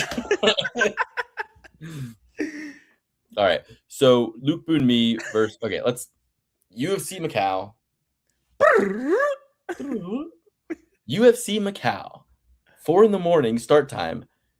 First fight of the morning. You're gonna want to get up for this one. This is them actually throwing us a bone and being like, just hey, get a little bit extra fight. Get a little bit of extra sleep. No, this is a good fight for the ladies. This fight has no significance, no title implications. It's a number 13 ranked person against the number 16 ranked person. So what? Does winner get 14? Like if Luke Boonby wins, she has to go down in rankings so she beats somebody behind her. 26, Luke. What? I think it's 13 versus 26. I think you're looking at the strength of schedule, a new feature. Oh yeah, I am. I'm looking at the strength of schedule. So it's 13 versus 25 number. So we got top 15, one top 15 and a top 25 women's. I think she's just outside the top. I didn't know there were 2,515-pound women fighting in the UFC. I did not know there were 25. I'm being dead honest. Like, name 25. Name 5. Name 10. There are 25 women's strawweights in the UFC. Who are they? Who are these women? Name 5. Name 5. Name 5 women's 115-pounders right now. Luke me and Jacqueline Emma Oram. Okay, cool. Who's the champ? It's a tough one. You would never guess that this lady. The champ is Dern. Mackenzie Dern. Yep. Yeah. Dern's the champ. Robertson, Jillian Robertson. It's 4. Yeah. You named the champ. Is Alice Arlene 115, 125? What is she? Who knows? And I don't think there's any way to find out. 115? Is Angela Hill 115? Has to be.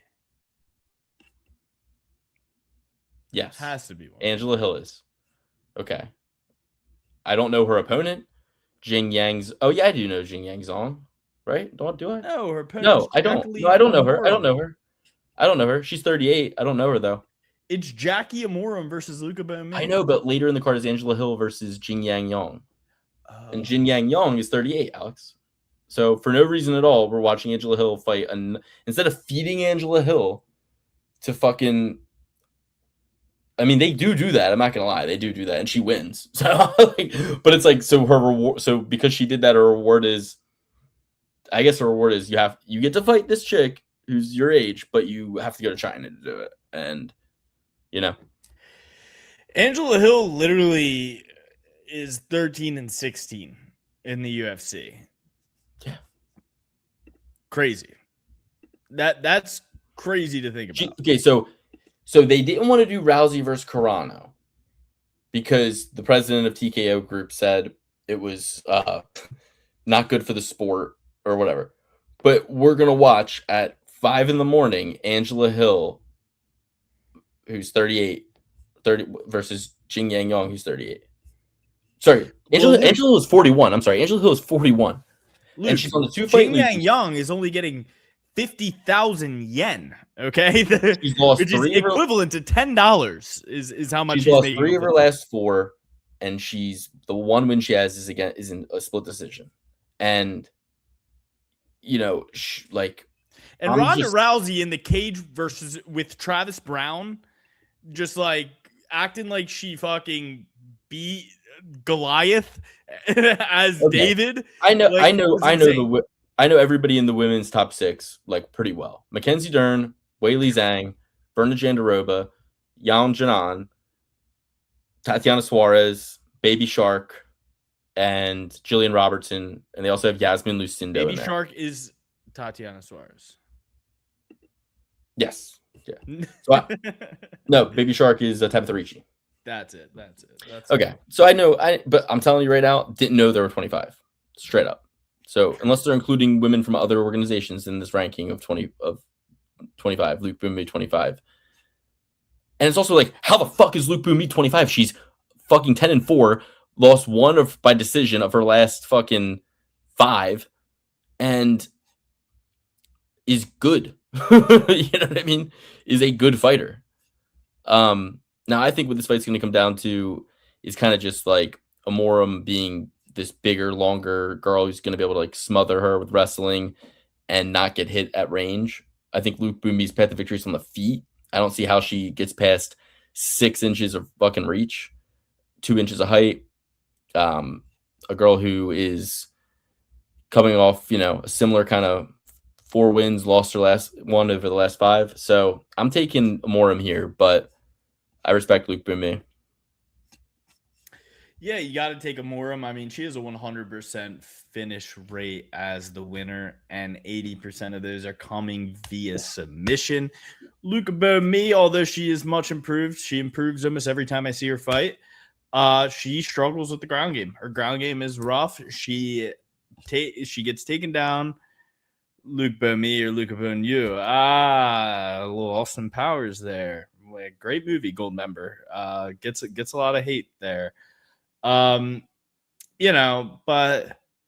the thing for me is I think Jackie Amorim's just going to be a little bit more well-rounded. I don't think she could stand with Luke Boonmee. I don't think a lot of ladies in the UFC can stand with Luke Boonmee. She has some crazy Muay Thai. So I got to go with Jackie Amorim here. I think that she's going to be able to put her foot on the gas, take her down, submit her. She has a 100% finish rate. You got to wonder how she's going to look if she doesn't get that finish. That's always the question. But I just think her grappling is going to be able to take over and win this fight. But Muay Thai practitioners do have a weird level of balance that you don't really see with some of the other striking disciplines, because they do actually do like foot sweeps and stuff like that. Next up, we got Justin Kangji Zhu versus Rodrigo Vera. Justin? No, his name is Kangji, so I just made like Kangji. Yeah. Kangji Zhu versus Rodrigo Vera, El Gato Loco, the crazy cat. I love it. I'm riding with him. I'm riding the crazy cat. Trains with the Pitbull brothers. Peruvian, love the cardio on Peruvian guys. Living at altitude their whole lives. Cordyceps mushrooms, herding culture. 21-1-1, very impressive record. I love it. Love the odds. I'm taking El Gato Loco, the crazy cat, Rodrigo Vera. I'm going with Vera as well. Luke kind of hit the nail on the head. Slime Zhu out. Kang Zhu does have a pretty credited record for his age, but so did like Song Yadong, and he had some growing pains coming into the UFC. So at least this guy's got there. So I'm going with Vera. Yeah, I mean, at the end of the day, this guy Zhu hasn't fought in 11 months. Furthermore, hasn't gotten a knockout win in 3 years. Whereas, this guy, yeah, a bit of a decision machine, but at least got a knockout a year and 9 months ago. Fight to go the distance. I mean, I kind of think Vera slimes him out, but he does have 8 knockouts and 10 decisions. The decisions just have been happening more lately, it seems. Got a submission record too. I like Vera by finish. Probably get some underdog odds there, obviously, and then he's only minus 160 favorite. Shit, I'm gonna take a big bet out on Vera. Next, we got Angela Hill versus Jing Yang Young. Again, 41 years old versus 38 years old. They are too good to put on Rousey versus Carano, but they'll put this on. Angela Hill coming in at plus 210 underdog. Meanwhile, this girl's coming off a hefty career in one championship, has a win over Angela Lee, but hasn't fought in a year and 2 months. Whereas, Hill's gotten 2 losses in the last 9 months, a win and 2 losses in the last year and 3 months. So in the time that it's taken this girl to fight, Hill's fought 3 times. So, I mean, I kind of like Hill to win with grappling, believe it or not.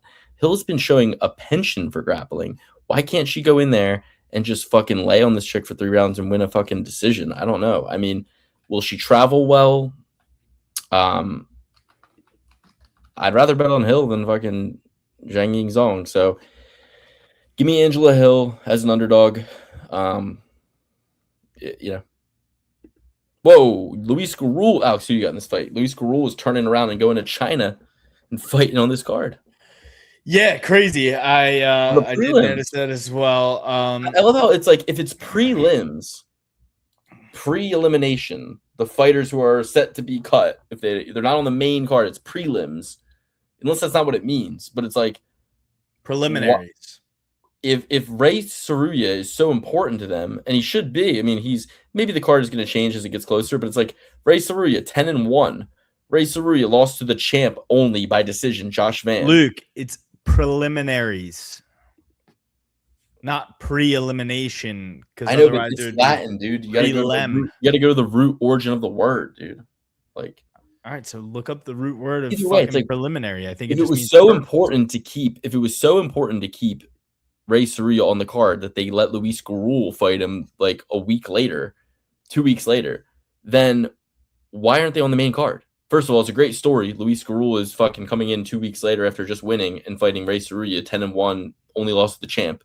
Like, great story. The word preliminary refers to an action, event, or piece of information that precedes, introduces, or prepares for something more important.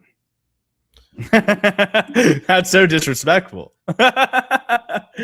That's so disrespectful. And I don't see this fight as preliminary or pre-elimination. So I'm going with, this is a tough. Who are you going with, Hill or Zong? I am going with Angela over the Hill. I think Overkill. It's Overkill and it's over the Hill. Like, that's so funny. Her nickname is actually Overkill. Angela over the Hill. Yes, although she is over the 40, hill. They say 40 is over the hill. She's 41. Yeah, 100%. Sure, this girl beat Angela Lee. She also lost to Angela Lee. Angela Hill, Angela Lee. I think Angela Hill's better than Angela Lee, even in her old age. Give me Angela Hill. It's stinky. You hold your nose. You do it. But these are a couple of old bags here fighting over which one's going to expire first. But the thing that you have to take into consideration is that Angela Hill might have a fucking pre-rolled retirement package there for China. Would make all the sense in the world. But give me Angela Hill. Ray Saruya versus Luis Garul. Very interesting. Luis Garul, people were writing him off against Daniel Barras last week. So why wouldn't you pick him to lose against Ray Saruya?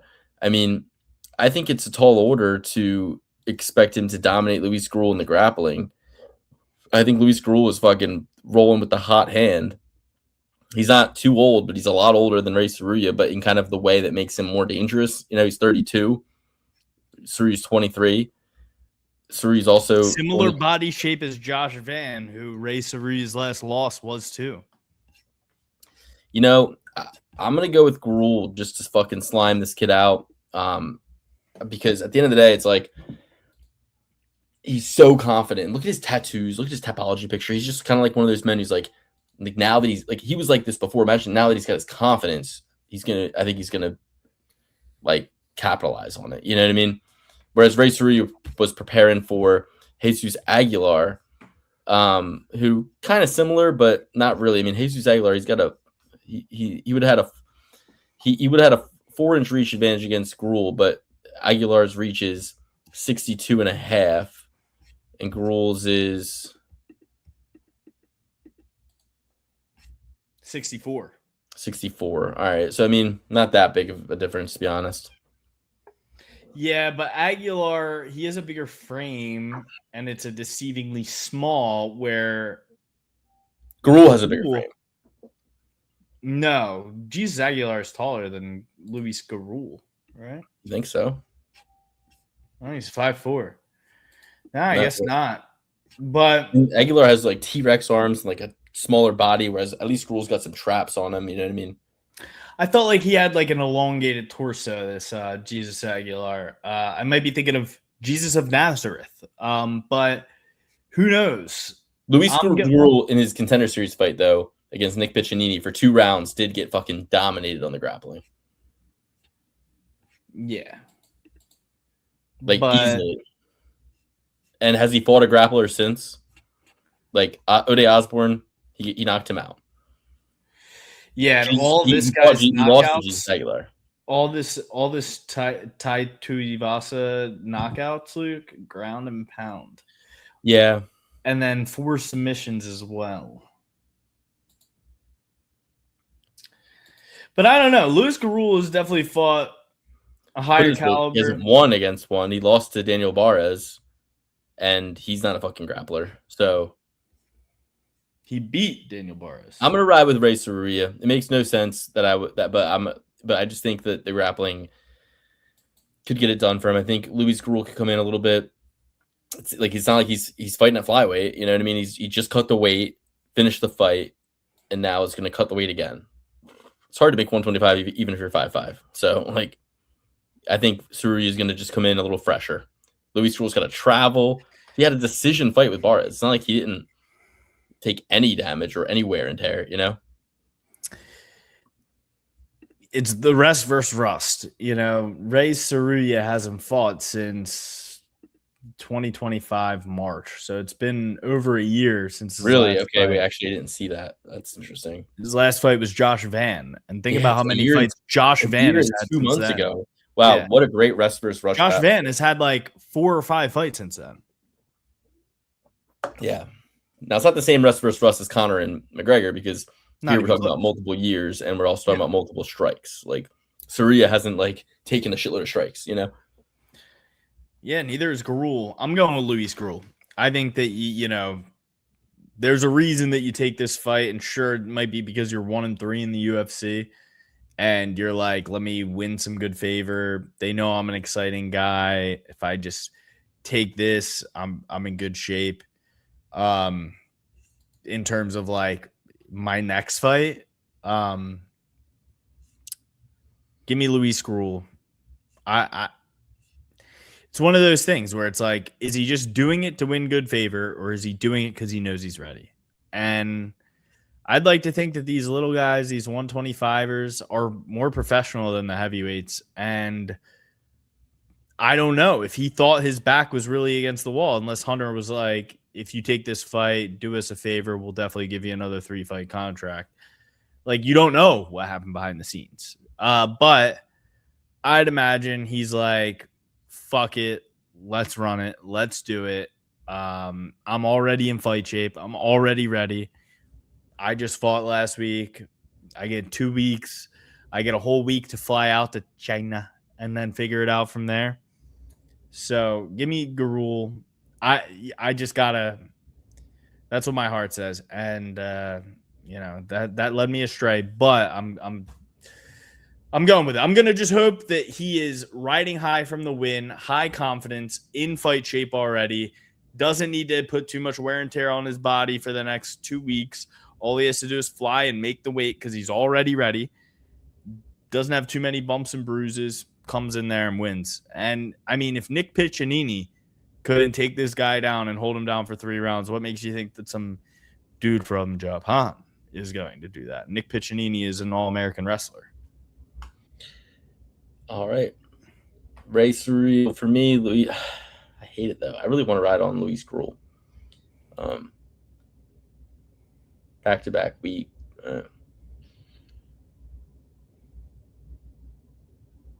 Fuck, I want to pick Gruel. But I just do think, like, I watched that Nick Piccinini fight, and I do think Ray Soria could get him to the fucking ground. I'm gonna stick with Soria. Fuck. Arichi Lang versus Cody Haddon. 8-1 Cody Haddon, minus 355 favorite, 27 years old, 5'7", 69-inch reach versus 32-year-old, 5 years older, same reach, same height. Arichi Lang. You know, Arichi Lang, Cody Haddon's strength of schedule is at a 1. Arichi Lang is at a 19. So, I mean, I'd love to actually start like using ChatGPT to build a spreadsheet where I can track the Tapology strength of schedule, like wins versus losses, like who had the better strength of schedule and who won versus, and also like where the point differential is, like, because it wouldn't be much if it was like 25 and 24 and the 24 won.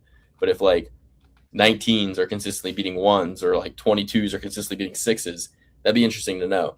9 fights to 36 fights is the difference here. That's what's creating the disparity. But Billy Brand and won his way onto the Contender Series. 5-1 guy. He submitted him with a rear naked choke. Beat Dan Argueta. Here's my thing though, guys. I'd probably be all on Cody Haddon here, ride the hype train. But the reality is, hasn't fought in a year and 7 months. Arichi Lang has only put up 5 fights in the last 3 years. But at the end of the day, he fought 7 months ago. He knocked out Cody Gibson, who I think would beat the fuck out of Cody Haddon. Battle of the Codys.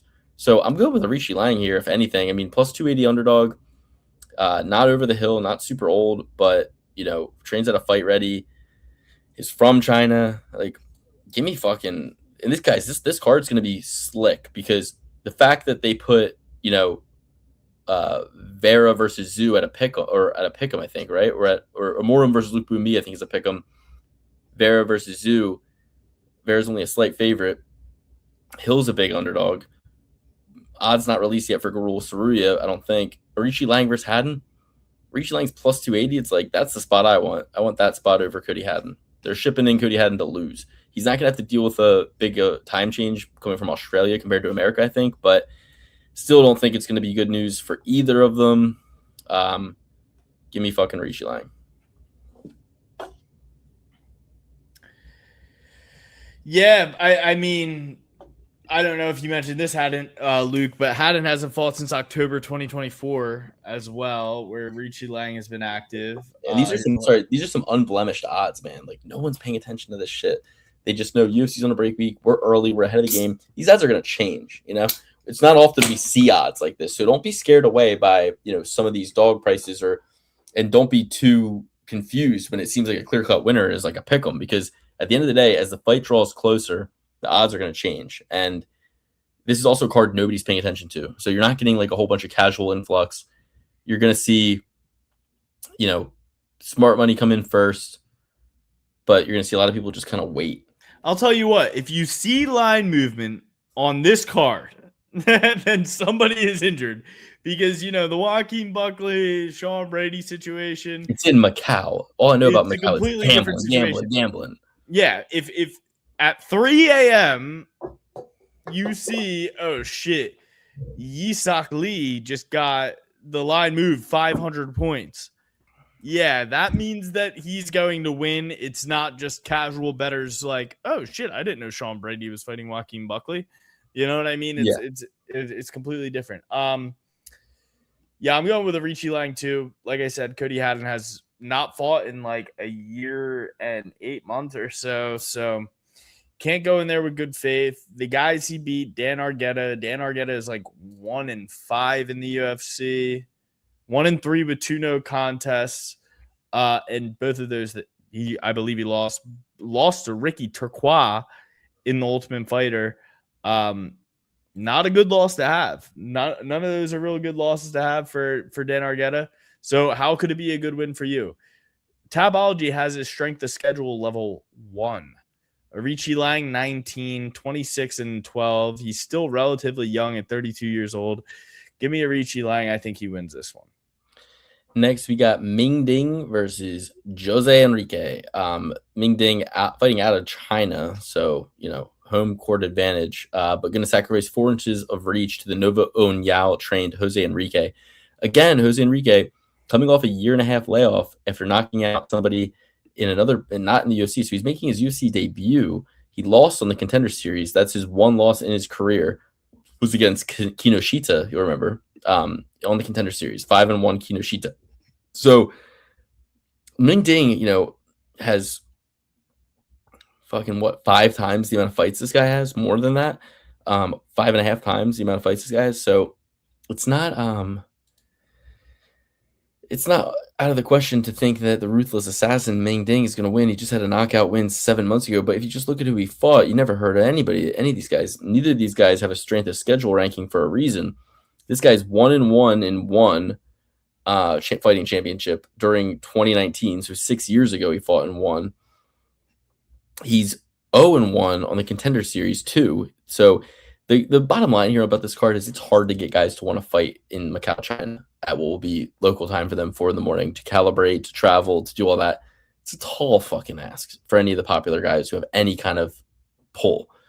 You're also probably, I don't know what the tax rate is in Macau. Probably 0, honestly. Let me see. Macau, China. Binary code. Do you know what 1 means? I'm sorry? Do you know what 1 means in binary code? Yes. Yes. Correct. This guy, 1-1, -110. 1 loss on the Contender Series. Only been less than 1 year since he last fought. That's yes. I know what you're saying. Don't kill me. But Enrique here, Luke, he basically last fought November 2024 outside of the UFC. Also has an 0-1 record in the Contender Series. Was supposed fought in the Contender Series in 2022, 4 years ago. Fought 4 times in between that. 3 times in MMA, once in boxing. In between that, hasn't fought since November 13th of 2024. Was scheduled 3 times in the UFC. Against Nolan. Nolan withdrew. Against Veretennikov. Easy win for most guys. It says Souza withdrew. Souza wasn't part of the fucking equation. I don't know why not. They're talking about Souza. His name's Enrique. Is that what you meant? You're saying Souza withdrew. I'm thinking that you don't mean Veretennikov. And then he had visa issues against Radke. So he's had 3 fights scheduled in this calendar year after not fighting for 2 years. I don't know why, who, what, where, how, why the UFC was like, let's give this guy who lost on the Contender Series 4 years ago 3 separate shots in 2026, when he only had 3 MMA fights in between those 4 years. I don't know. I'm calling for a bit of a work here. Can I say something? Since Ming made his debut in 2015, his first 19 fights, 16 of the 19 were against guys with records like 3-1, 0-1, 3-1, 5-5, 2-1. I didn't count the 5-5 one. That's not in the 16. 2-1, 1-1, 1-0, 5-1, 8-4. Didn't count that one. 0-0, 0-3, 4-3, 0-0, 0-0, 12-8, 2-2, 2-1, 0-0, 1-0, 18-11 kickboxing fight. Just won a knockout at 16-4 against a guy who was 6-3, who you've never heard of, and that was, and then he won against. Oh, I'm sorry. There's a lot more fights. I'm still way far back. That was his first win. But what I'm trying to say is, in his early career, when he was fighting these guys, when he had 17 fights, he was 13-4. He fought a 0-0 guy and won. When he was 12-3, he fought a 2-2 guy and lost by armbar in round 1. Now this was like 2017, right? But we go forward.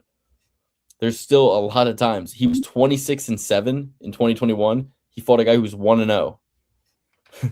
He fought, and like then he like his even his recent opponents 10-3, 12-3. He's has 40 fights at this point. You know what I mean?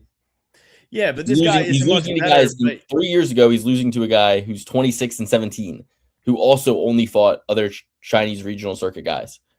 So that these doesn't guys, even matter to me whatsoever. That doesn't matter to me whatsoever. This guy has 9 fights fighting guys who, sure, 3 of them had fucking winning records: 9-3, 8-4, 10. but like you said, his only reason for Six. inactivity is because they tried to schedule him 3 times against like decent UFC guys, and all 3 But times. Luke, he hasn't fought in 2 years, and all of a sudden in the big 2026, they schedule him 3 times within 4 visa months. issues.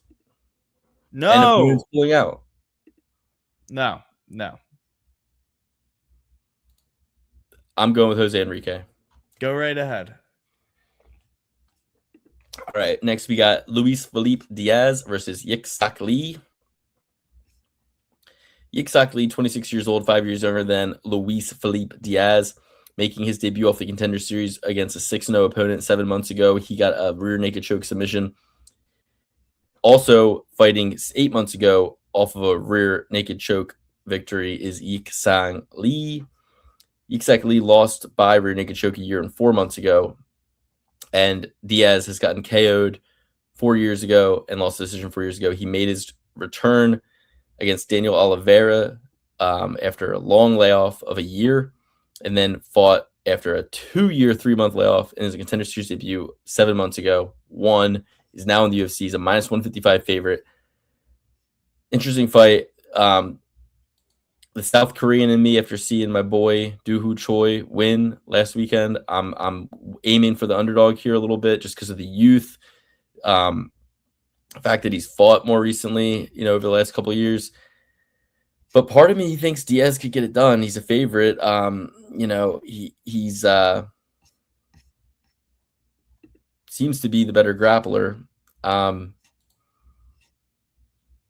I'm going with Diaz. I have to use the restroom. Get through like 3 fights without me. I'll speed run them. Alex Perez versus Sumaderji. Sumaderji, the Eagle, Tibetan Eagle, plus 100 against Alex Perez. I love fading Alex Perez. He did just knock out Charles Johnson in devastating fashion. But he knocked out Mateus Nicolau in devastating fashion. And then he lost by knockout, lost by submission. He's kind of inconsistent. He's getting up there in age for 125. He missed weight in that fight against Charles Johnson. I'm going with the Tibetan Eagle here to hopefully kind of, I think, just be the younger, kind of better fighter. I mean, it's tough to not say Alex Perez is like as good as Sumaderji. I don't want to go that far. But I just don't have a lot of faith in Alex Perez. I think that was bullshit what happened with Charles Johnson. I was fading him in that fight. I'm going to fade him again. I'm never betting on Alex Perez again. He's 34 years old. He's at lightweight. He's got 10 losses. Pretty much taking everybody who is against him. So I'll take Sumaderji. Next, we got Jake Matthews versus Carlston Harris. The Celtic kid coming out of Australia, but somehow Irish and also Muslim. Fighting, nothing wrong with that. Just saying, like, this kid is a citizen of the world. Just lost by Darce choke to Neil Magny after winning 2 rounds, very similar to the Mike Malott fight. Before that was on quite the tear. Submission against Chidi Njokuani. Beat Francis Prado by decision, beat Philip Rowe by decision, lost to Michael Morales, but not by knockout. Undefeated Michael Morales. I'm going with Jake Matthews. Jake Matthews by submission here. It's a very easy pick for me. He's 7 years younger. Carlston Harris 3 years older than he was, or than the 35-year cutoff for guys at 170. He lost 2 knockouts in a row over the last 2 years. He's 38 years old. He lost by knockout to Shavkat Rakhmonov. His only wins are against Jared Gooden, not Jared Gordon, and Jeremiah Wells. The Jeremiah Wells one, pretty fucking crazy. I mean, Jeremiah Wells is good. He's fucking Gracie black belt, I think. I mean, he shouldn't have lost 3 years ago to a 35-year-old Carlston Harris. Any way, shape, or form at 12-2, but 7 losses, back-to-back knockouts. Jake Matthews showed amazing grappling against Chidi Njokuani. If you can do that to Njokuani, you can definitely do that to Carlston Harris.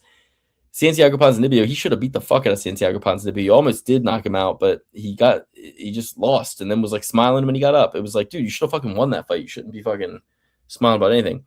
Jake Matthews by sub. Easy fucking peasy. All right. Give me Turbo Perez.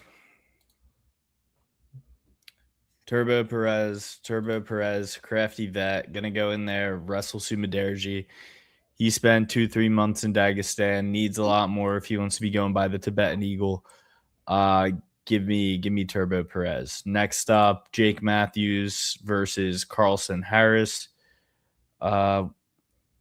So Matthews was supposed to fight Salikov. Don't know if Luke had mentioned that. There's no odds out on this one yet as far as Tapology is concerned. But I'm going with Jake Matthews. The only thing that gives me a little cause to pause is that Jake Matthews is a guy who, lost a fight to Neil Magny. But he was winning. He was winning, and he and I mean the same thing that happened to Malott happened to him. Yeah. A little different though. You got Anaconda choked and you didn't go out and you tapped. That is not being jihad, my friend. Sorry. Go down with the ship. That's the end of the day. Give me Jake Matthews. Although, Carlson Harris is a way higher strength of schedule rating there, but he sucks. Worse. I think Jake Matthews is actually pretty good. Next up, Kaya Sakura versus Cameron Smotherman. Smotherman got smothered by another man. This guy here, though, Mr. Kaya Sakura, handsome devil, handsome young little devil there. But I think that he's not going to push the pace of the game that he needs to beat Cameron Smotherman. I think Cameron Smotherman wins this fight, unless they give him the Hatana virus right before he walks in the cage. I'm going with Cameron Smotherman. I just think he's got more power. He only loses fights where he's getting out grappled. Really. The Sergey Saidi fight, I'm pretty sure he got out grappled in that, and I know for sure Ricky Simone was grappling him, and Cameron Smotherman called him a racist for it. So I think that Cameron Smotherman's going to go out there and do the damn thing. Yeah, I think the odds are crazy. I see this as a pick 'em more than some of these fights. Give me Smotherman as well. Asakura's coming off back-to-back finish losses. I mean. Yeah, absolutely. He's a hammer, not a nail. A lot of his wins were early in the fight in Japan. Yeah. It's actually not a bad card. I mean, I thought I was kind of only looking at the main and co-main. I mean, a lot of these fights I'd put above those, like Sergey Pavlovich versus Taliesin Teixeira, the next fight, -400 favorite, Sergey Pavlovich, 34 years old, taking on a guy 8 years younger than him, a guy who did get knocked out by Derek Lewis, but came back and beat Tai Tuivasa by decision, which is impressive, that they could both do that for that long. This is a blob versus a guy chiseled out of granite. There's a reason he's a -400 favorite. Only thing is, does he get the finish? I think he does. I think he knocks Taliesin Teixeira the fuck out. Taliesin Teixeira, he beat Justin Tafa. He beat Arthur Lopes getting into the UFC. I mean, Pavlovich is knocked out, better guys, beaten better strikers, beat Walter Cortez Acosta, beat Jairzinho Rosenstrike, beat Curtis Blades by knockout. Sure, he got knocked out by Tom Aspinall. Volkov made him his bitch. That was a dog Tai Tuivasa in knockout. Similar competition. Beat Derek Lewis in knockout. Yeah. But it's both like, which the other guy struggled with. Yeah, exactly. He finished Derek Lewis in round 1. He finished Tai Tuivasa in round 1. This guy's a blob, just like those two. He's gonna knock him the fuck out. Give me Pavlovich by knockout. Should be the only thing I'm concerned about is ever since Pavlovich got knocked out by Tom Aspinall, he's kind of been like a little. Well, he's back-to-back wins against two strikers. I mean, I think he's getting back. Well, he lost against Volkov too in between that as well, and exactly that was his fight where he lost his groove. He's gotten it back now against Rosenstrike and Acosta. Yeah, but it's still not the same guy who's pulling the trigger, putting guys' lights out in the first round. Like that's the thing that worries me is like he's not the same guy where he's just like a smashing machine. Shout out to Mark Kerr. And goes out there and just destroys guys. Like he's a little bit more calculated, and it makes these fights a little closer. Like the Waldo Cortez Acosta fight, the Volkov fight. This guy has a similar stature as both of those two guys. Like he's a big, tall guy. Can put dudes away. Do I think they puts away Sergey Pavlovich? No, but I just get concerned when Pavlovich has this knockout with a guy who has such a significant amount of reach on him. Here's my thing. We know for a fact that, okay, let's say it is a boring Pavlovich decision.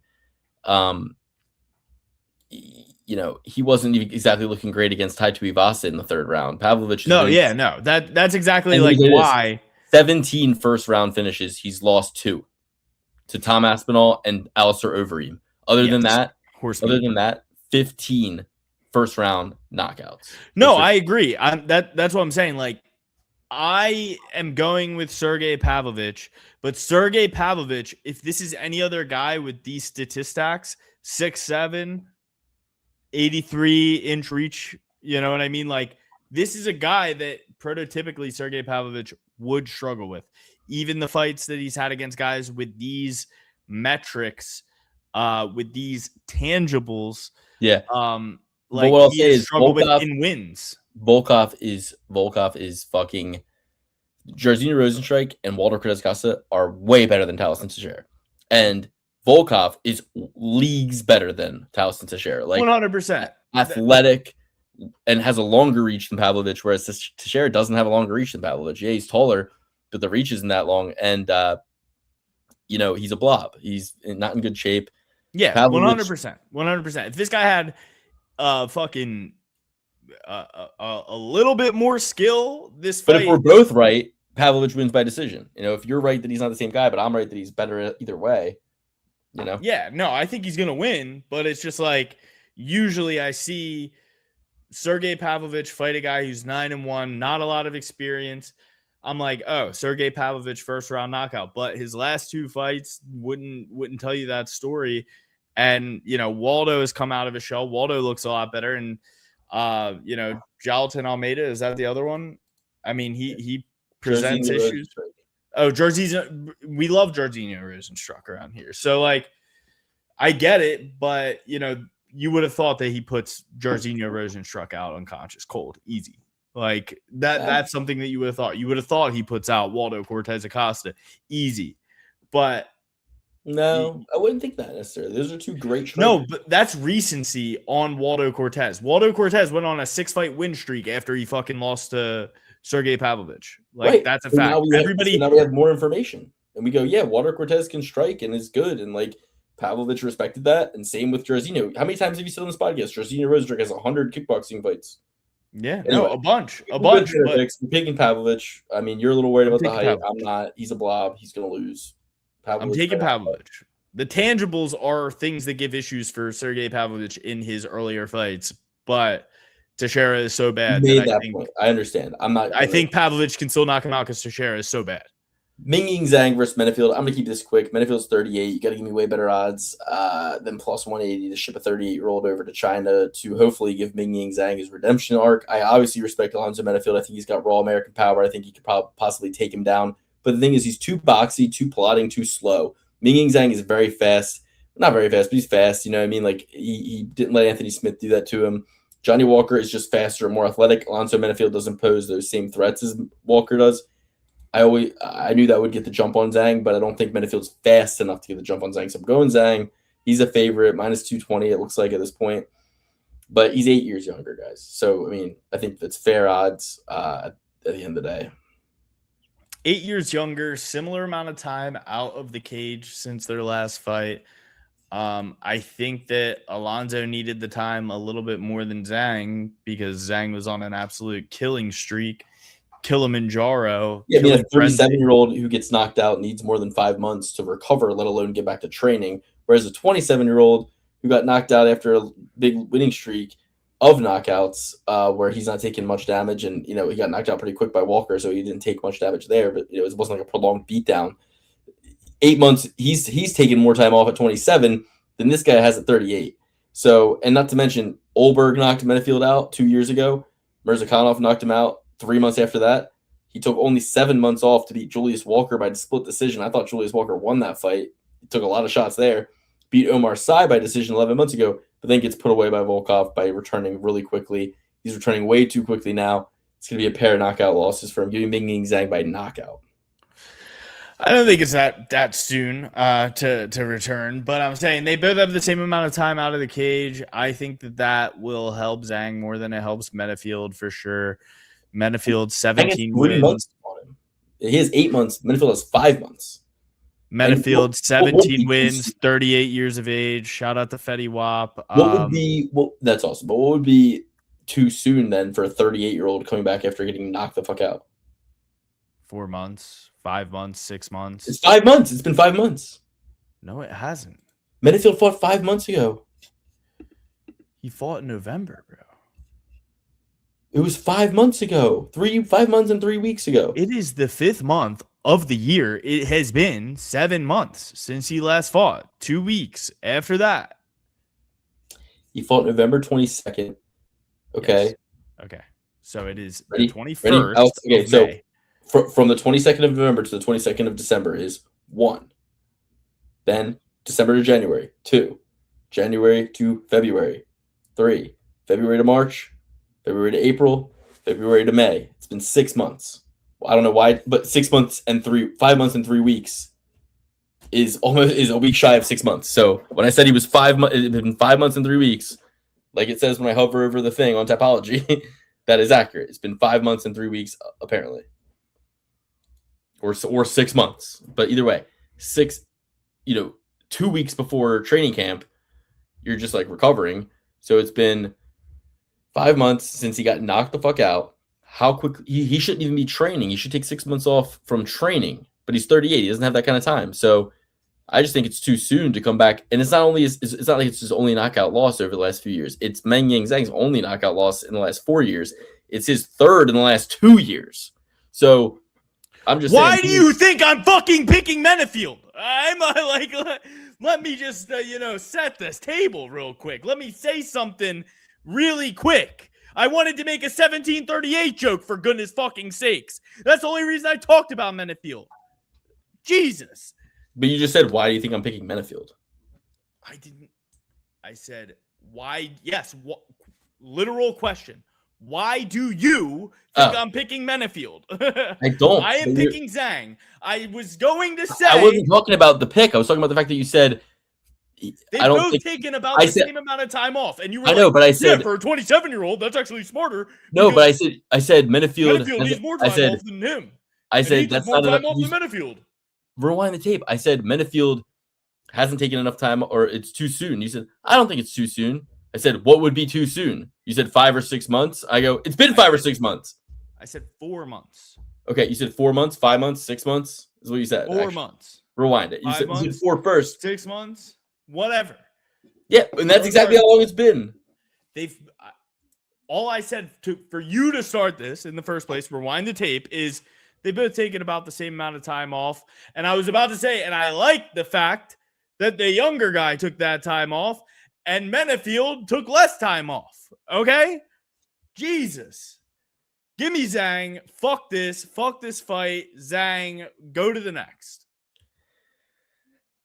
Well, the last fight to break down is Deiveson Figueiredo taking on Song Yudong. Song Yudong, 10 years younger. Deiveson Figueiredo coming off a decision loss to Umar Nurmagomedov. Before that, split decision win against Montel Jackson. Got knocked out by Corey Sandhagen. Lost to Peter Yan in a fight he won maybe the first 30 seconds of. Beat Marlon Vera. That's been his last 2 years. Over the last 2 years, in the same amount of time, we only have seen Song win against Henry Cejudo. And Sean O'Malley, he lost to 3 months ago. He's a heavy favorite, minus 415. He's going to have 3 inches of reach, but 1 inch disadvantage, 1 inch disadvantage of reach, 3 inches of height. I mean, at these odds, I'm more inclined to pick up Deiveson Figueiredo. I already bet on him as a huge underdog against Yan in my last act of a desperate man. Last time he was in Macau, didn't work out well for me. So let's hope I'm not at the end of the night down on all my other bets. Jake Matthews finds a way to fucking get knocked out by Carlson Harris. I'm fucking down everything. And I have to bet on Deiveson Figueiredo at plus 320, or at that point, by the time the fight gets here, plus 400. And, but yeah, I mean, you just look at, his last performances, I mean, how do you think Song Yudong does against Umar Nurmagomedov? Does he lose the decision or does he get fucking finished? I don't know. I mean, sure, Davidson Figueredo went 5 rounds 3 months ago with Umar Nurmagomedov, whose only loss is to Merab. Okay.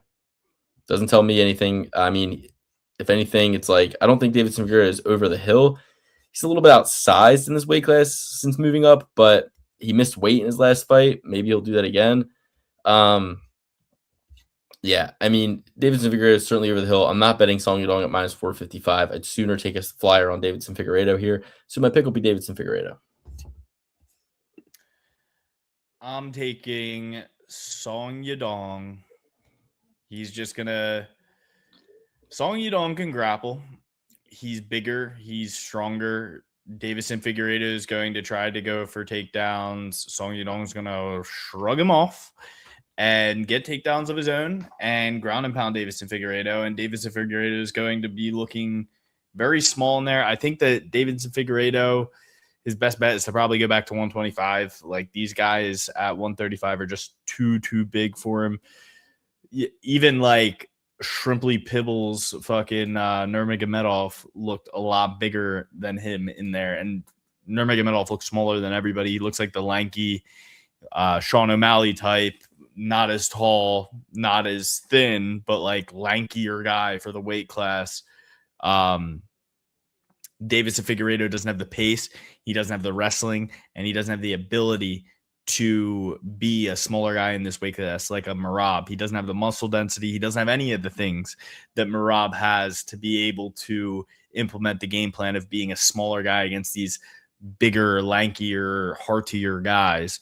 So I'm going with Song Yudong. I think it's an open and shut case. I think he wins this fight with relative ease. I think that this is one of these fights. And I've felt this in Davison Figueiredo's last few fights. He just doesn't seem in it anymore. It doesn't seem like his heart's in it. I felt it, Peter Yan. I felt it, Corey Sandhagen.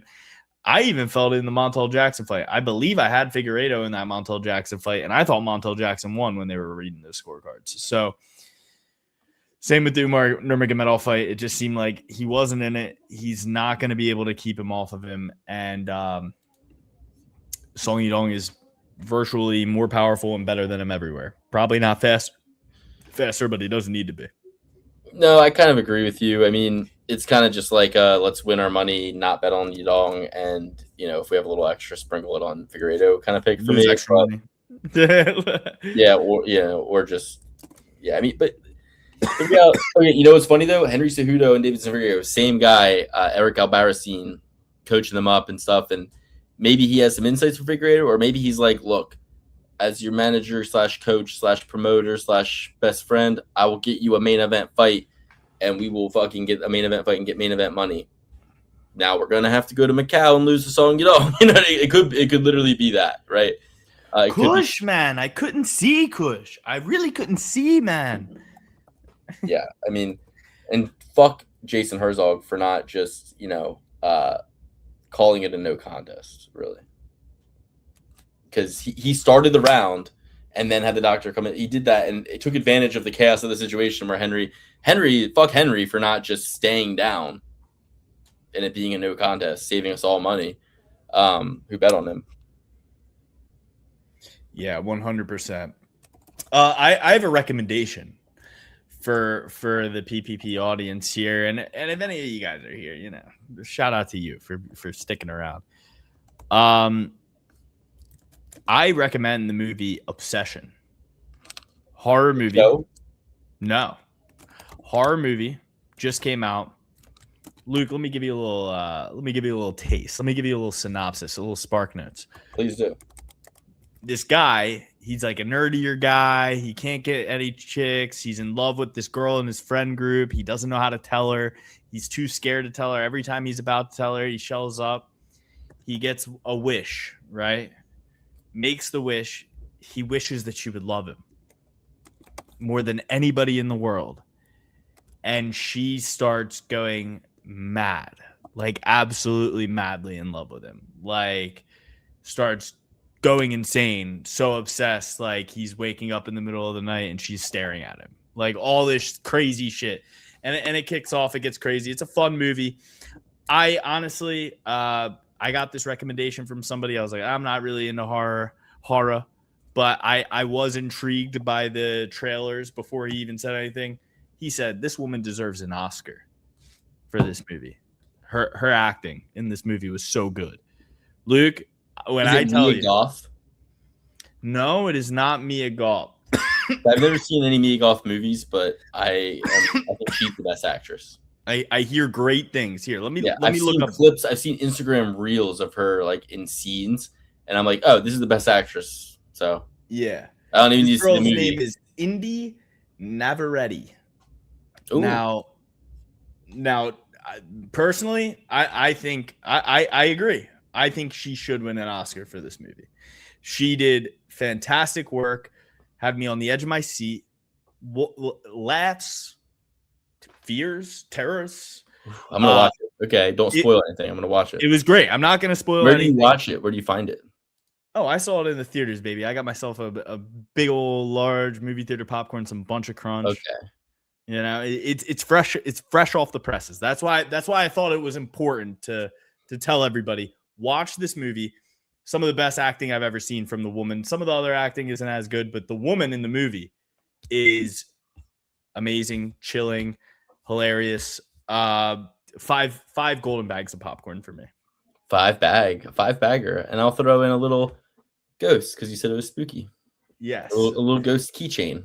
It was a little spooky, dude. I mean, some of the stuff in this, you're like, I could definitely see a woman doing this. I will give it the 5 bags. All right, I love it. Let's go through the full picks top to bottom. If you're rolling with me, I'm going with Figueiredo and Mengying Zhang, Sergey Pavlovich, Cameron Smotherman, Jake Matthews, Suma Derji, Diaz, Philippe Diaz, Jose Enrique, Arichi Lang, Ray Saruya, Angela Hill, Rodrigo Vera, Jackie Amorum. Oh, dude, that's why that bitch beat Angela Lee. It was right after her sister killed herself. I was like, wait, was Angela Lee the one who killed herself? Or was Angela Lee the one on the Breakfast Club? No, that's Angela Yee. Okay, gotcha. I don't even know if you're right. There's a girl in the UFC fight. I honestly don't even know who those people are. The girl fighting Angie Hill beat Angela Lee.